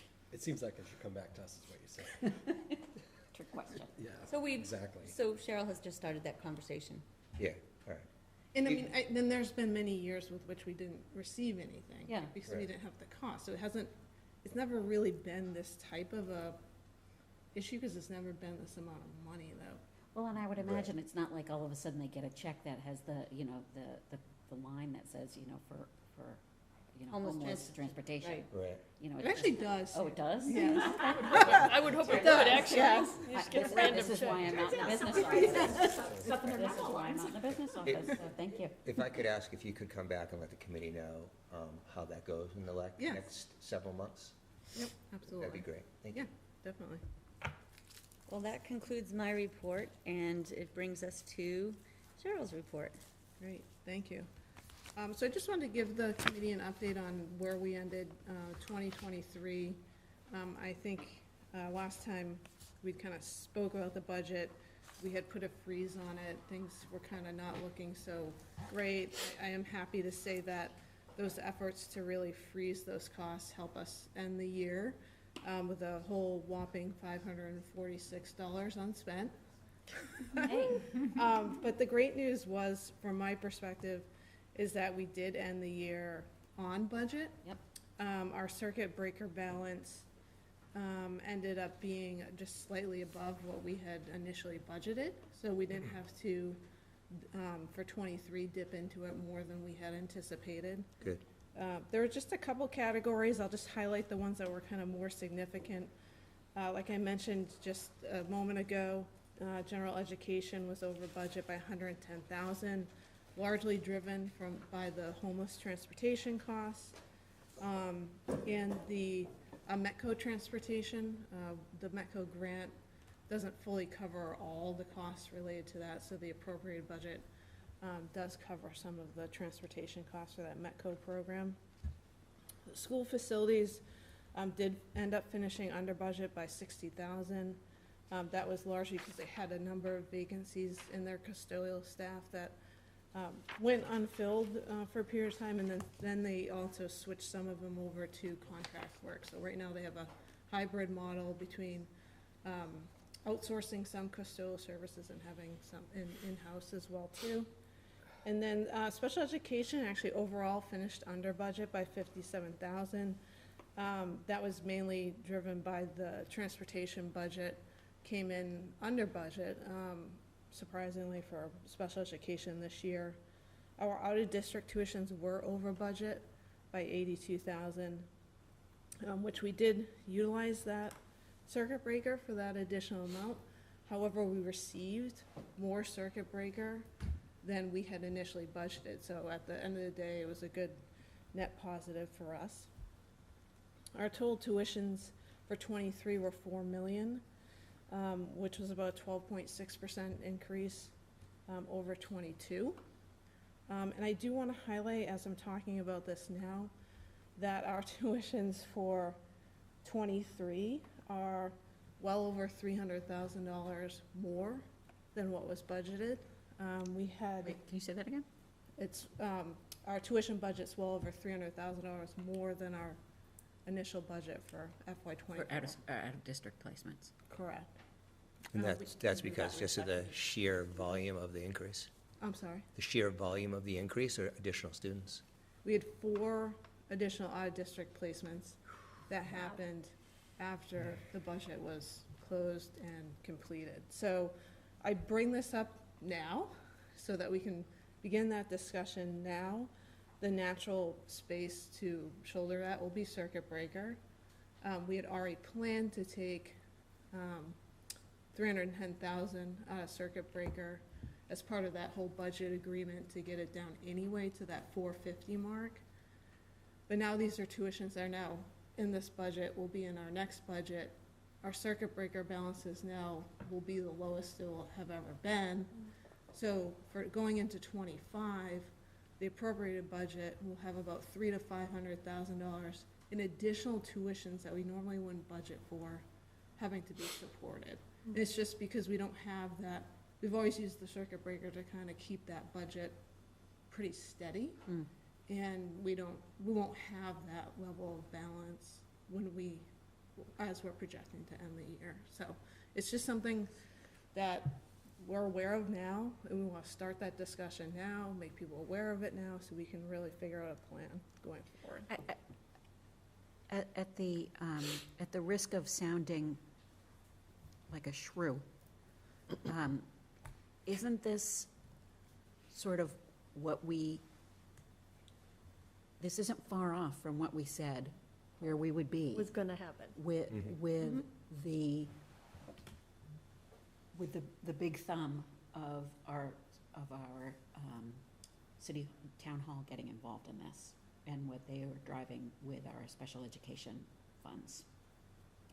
And on one hand, I think it makes me nervous to think about having that uncertainty, that budget uncertainty, because it helps us to manage, that certainty helps us to manage our relationship with the town. But at the same time, I think this is these are these students' legal rights.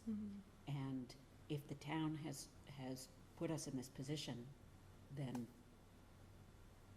they're gonna have to come up with some money. Yeah, I mean, I think that we all kind of knew that this was the risk of this, right? Yeah. They want us to bring that circuit breaker balance down, and that was something that certainly everyone eventually got into agreement about, to set up the reserve fund, but that this is what can happen. Yeah. Right? And unfortunately, This is a big I told you so. Not me telling you I told you Right. so, you know. Yeah, yeah. So, I think it's something that, like I said, we wanted to start talking about early and often, and how do we resolve this and find a path forward. I don't think we want anyone to be surprised by it, right? Right. Because we already know it.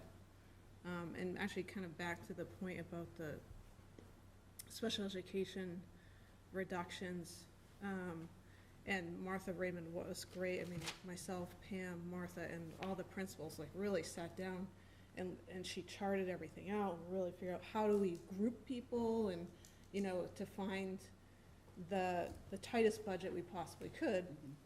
And I think an ABA tutor was on there, and that was someone that was working with a direct student, and that student was gone.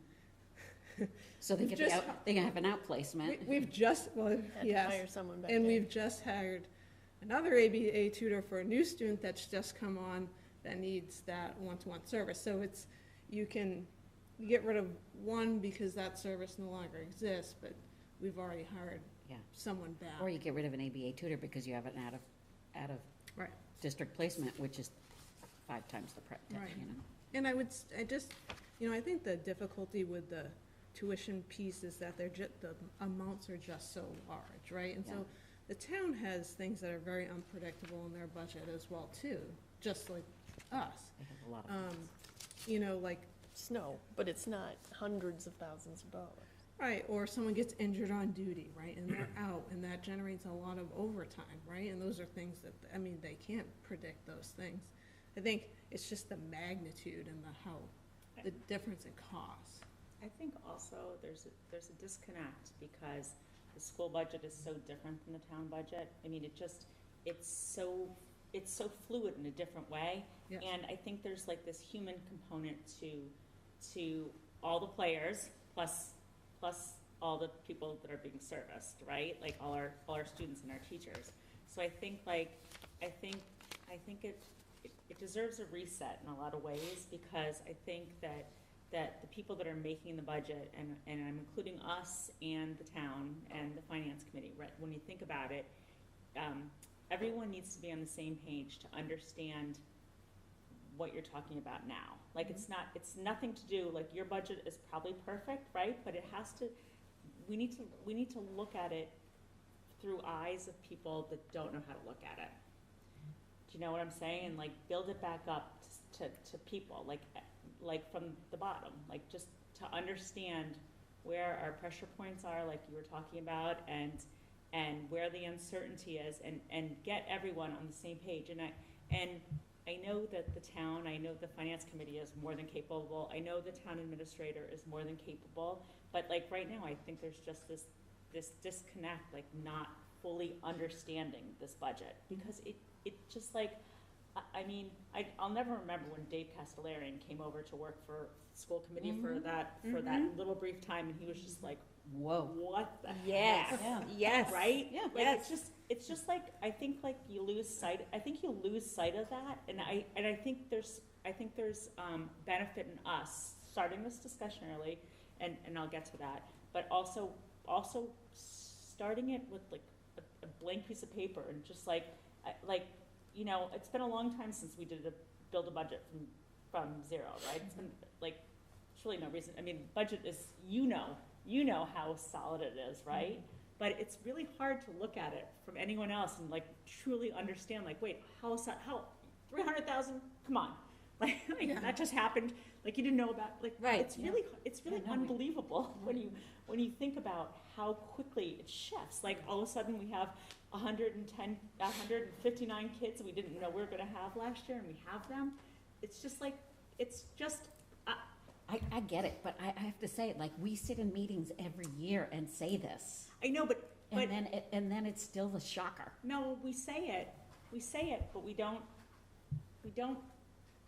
have really in-depth conversations about the line items and like how they get to where they get. And I think there's value in that discussion.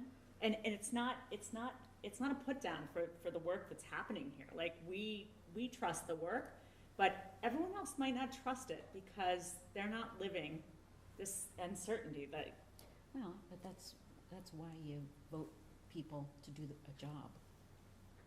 Yes, but we also, I mean, it's the way this town runs, right? We have to answer to whatever we get, right? And so I think it's in our court to educate.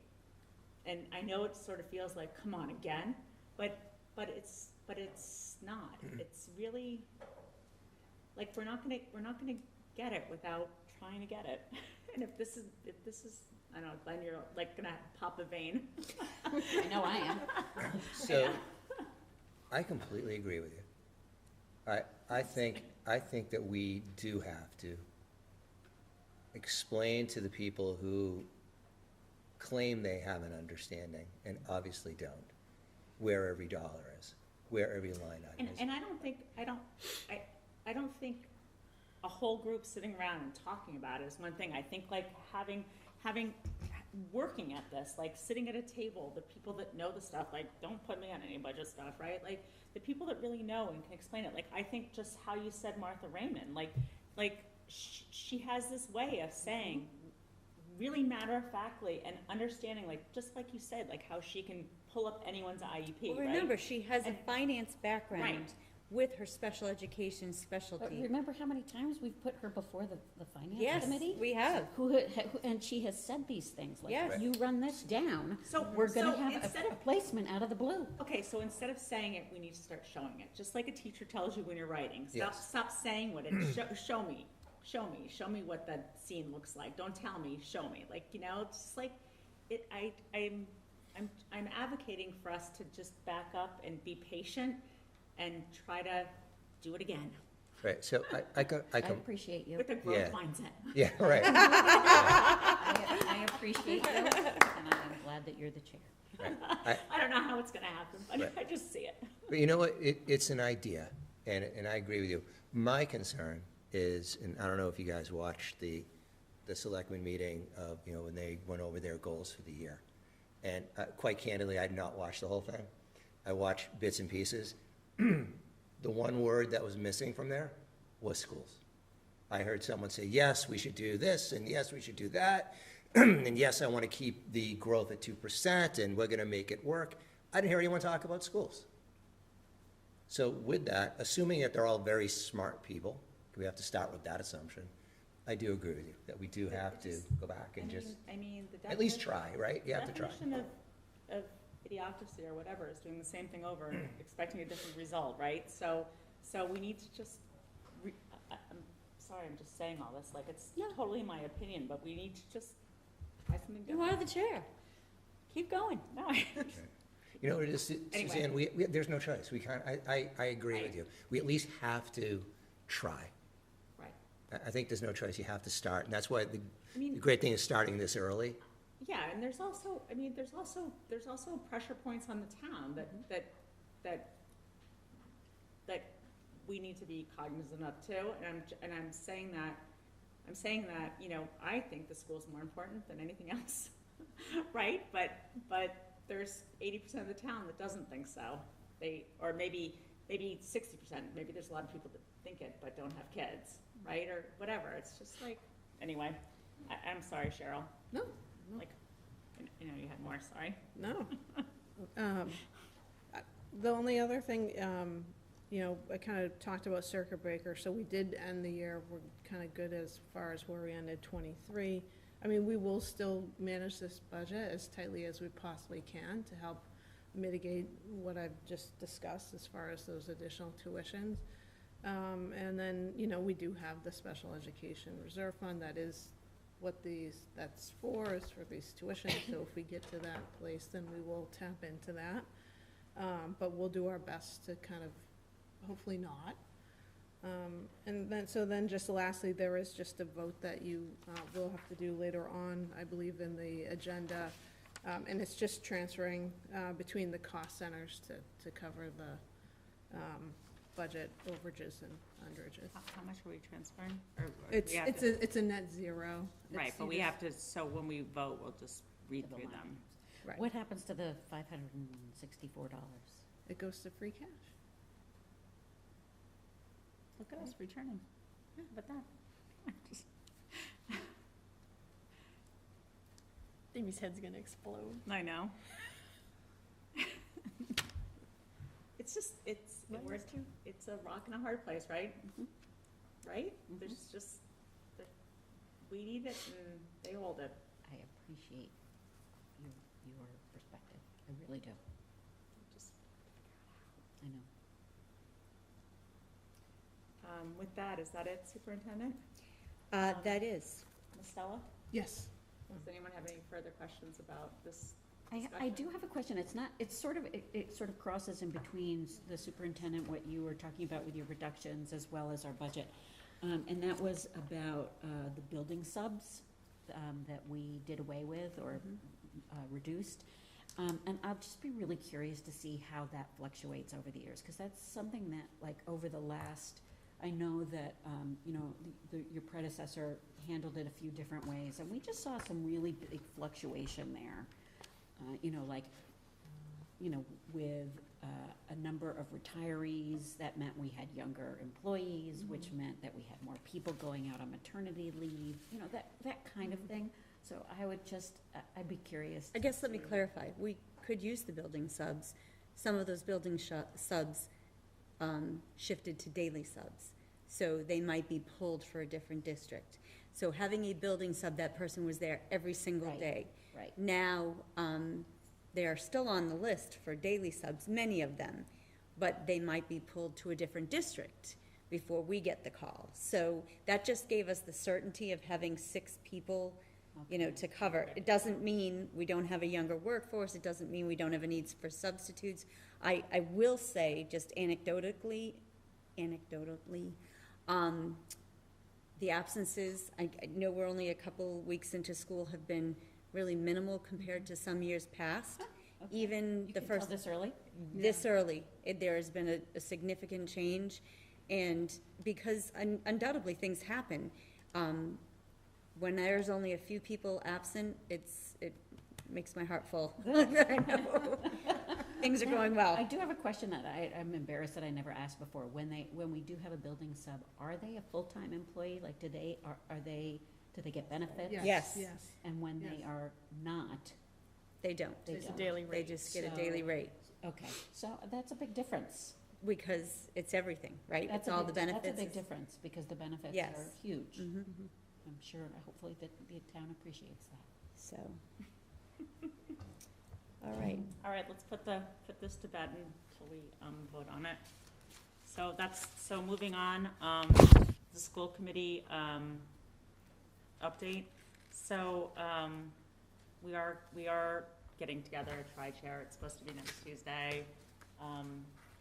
we have an agenda, we're gonna keep to an agenda, we're gonna really try to get the chairs to run the meeting, and hopefully, Cheryl and I talked a long time about the agenda and sort of directing it a little bit, and so, to be determined to tell you what happens. Will you guys talk about a summit? Or a working group, or something, Yeah. something that's productive. Yeah. You know, we're not gonna, we need to do something that's productive, and. I'm just curious if it's like a fait accompli where we are with next year's tax rate Well, I don't already. think so. I think, I don't think I so. think that we're starting this early enough. Okay. We have some data, for sure, and there's certainly, like, you know, we have to talk about the new school, and we have to talk about transportation. You know, we have one bus in the school system right now. Like, what's the cost benefit of having another bus, right? Are we getting enough cars off the street? Or is there a way to pay To ride? To ride? Is there, can that cover the cost of a bus? Is there even buses to have? Right. Right? Buses And are, drivers an and- extra bus is about $78,000. So there's just like things, there's just like data we can still collect to sort of talk about the pros and cons of lots of different things that we may need, or if there's other ways to creatively figure out if there's some things that could shift to the town budget, if there's some things that, you know, given what their pressures are, how we can, like, you know, sort of, you know, alternate what we need and they need, and I don't know, like, I think we're early enough in the discussion.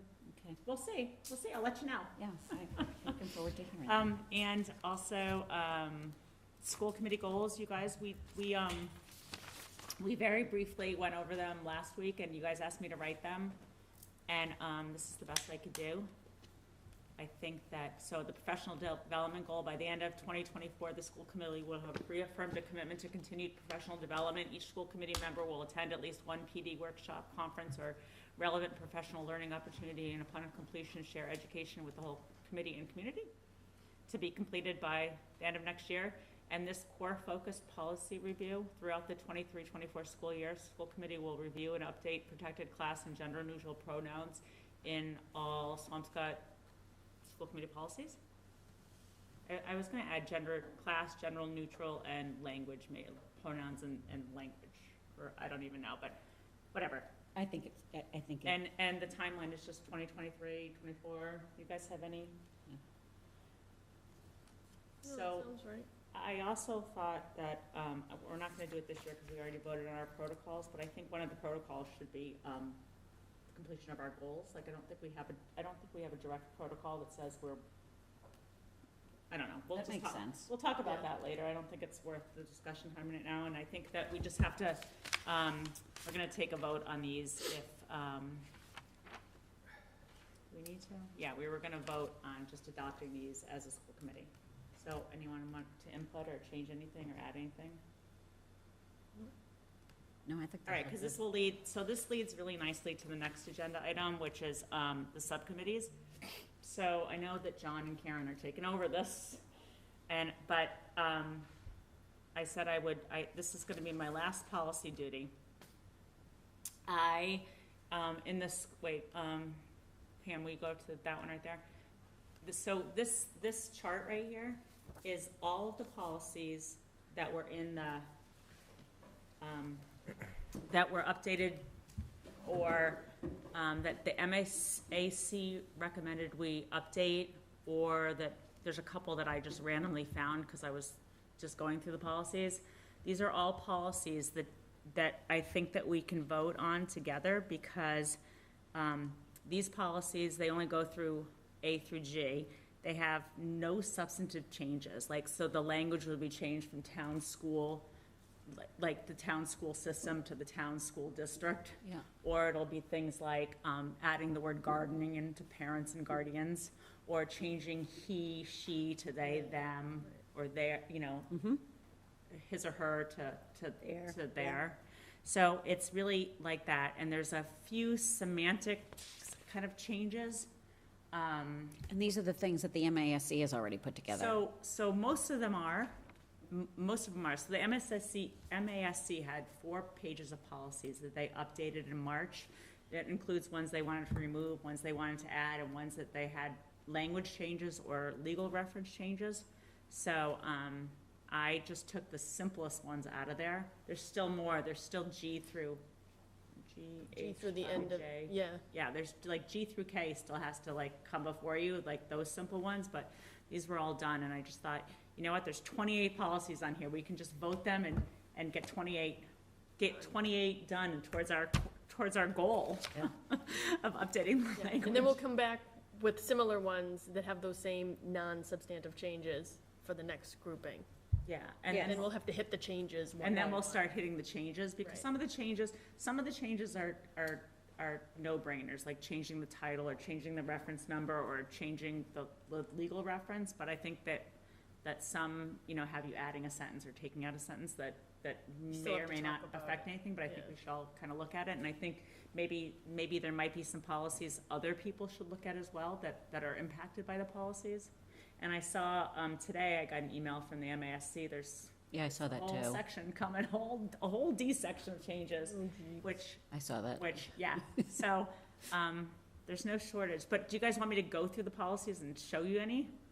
Like, No. No, I send mean, it I to think us these ahead are of time, so, I sent it, it's like, Yeah. so in the drive is that chart that shows the changes, and then every single one of these policies is in the drive. yeah. And where it's green, where it's red, take it out, where it's green, put it in. Right. Yeah, no, I think that's fine. You gonna get one? Sure. So like this one, Red, Towns blue. Public School, Yeah. just to district, and his or her to there. There, yeah, wow. I mean, so they're really mostly, You're amazing. Yeah.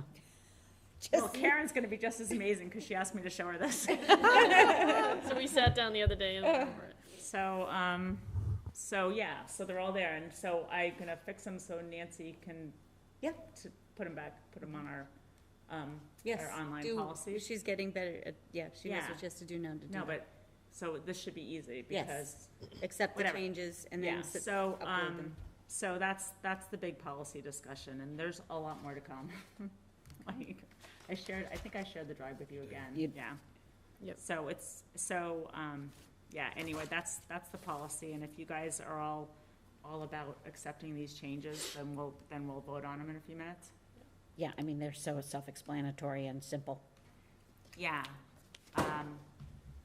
Suzanne, do you mind if I step out real quick? oh, no. Just keep going without. No, totally fine. And so the school building committee update, I have nothing really to report other than still plugging away. You're building. They're still building. They're working, they're done with the ledge removal, which is great, that's all done. And, they just have a few more wells to drill for the geothermal, so that's really cool. Superintendent, I love that you included the pictures on Parent Square. Yeah, I I think that was pretty cool. I think I blacked out standing on that second floor, just looking out, like, it just was so gorgeous. I literally am in awe of it. yeah, you guys are gonna have to come back and look, because, in a couple weeks, a lot of the envelope, a lot of the windows and some stuff like that are coming. I don't know when they are going up, but that stuff is like coming. Yeah, So yeah. it's gonna be pretty awesome when you're standing in the cafeteria, just looking at the trees. We have a walkthrough with the architects. It was supposed to be today, my fault. Next Thursday, we're going through to spend some time with them. But I will say that day, we went through every inch of it, and it is to just see the drawings come to life and be standing in the classroom, even looking at the plumbing. I know, we're just like, I was this is so literally funny, like, look at, there's a oh, sink in it's the like- classroom. There's two in here. But the view from the cafeteria, to be looking into the Ewing Woods, nobody has a view like that. It's like you're in a little secret garden kind of thing. Well, I think it's so special too, because it's one of those, like, the woods that nobody Really, paid attention to, exactly, that now become so vital. yeah. Yeah, no, it's cool, very so, but I exciting. don't really have it, it's moving on. Actions and votes. Okay, so first public comment, I don't see anyone who's signed up here, and I don't see anyone online, do you? No. Okay, so, so I did, take your advice, Amy, last time, and did add, some rules about public comment on our agenda, about how to do it in person, how to do it in Zoom, so just, I'm not gonna go through it since there's no one here. So the consent agenda, oh, no, the votes. So the first vote is a donation. It's for STEM-related books for, mostly for science and STEM lesson planning. It's on And the screen. Oh, and it was $300 by Ava Shore and Mark Gelfand. So once again, the Gelfand has been generous to our schools. So I need a motion to adopt this $300 donation. I'll make the motion. I'll second. Thanks. All those in favor, say aye. Aye. Aye. Budget transfer, I think, should we have to do each I mean, line? you can just say as represented in the Okay. memo.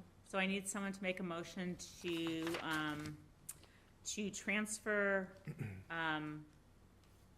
monies from cost centers as Outlined in the budget memo. outlined in the budget update Memo. budget memo. I will make the motion to approve the the budget transfers as outlined in Ms. Stella's budget memo this evening. And it was specifically on page 3, correct? Yes. Yeah. I will second that motion. All those in favor? Aye. Aye. Unanimous. And that brings us to our policy update. I need someone to make a motion to accept the changes in policies AA through GDQD that need no substantive, that have no substantive changes, just language. And I don't even know how to say that. Is that right? I have BA through GCRD. On the agenda, it's through AA PD, through QD. GB. Well, this says, Oh. wait a minute, this Oh, BA. Oh, I just, it's, that's there's because another there's, that's tab. because there's no A policies. I just did from A to the end of G. Okay. So, yeah, so it's the policies to approve the changes in policies AA through GDQD. All right, I'll make a motion to approve policies AA through GDQD that need no substantive changes, just updates to text, et cetera. I'll second that. Super, all those in favor? Aye. Aye, that's unanimous. And then, the final one, we're just gonna, vote to adopt the school committee goals for 23-24.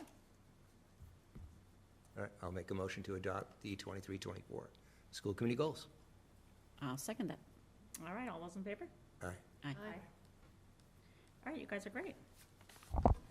So the one thing left to do is just the consent agenda, which is designed to expedite the handling of routine and miscellaneous business of the district. The school committee may adopt the entire consent agenda with one motion.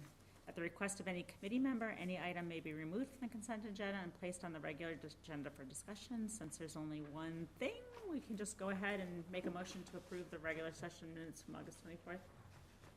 I'll make the motion to approve Thank you. session minutes of August 24th, 2023. I'll second. All right, all those in favor? Aye. Aye. All right, another unanimous. And now we just need to adjourn. Oh, can I make this motion? Yes. I will move to adjourn. I'll second it. All right, all those in favor? Aye. Aye, we're done. Wow, that was a really quick end. Thank you. If there's anyone still watching at all.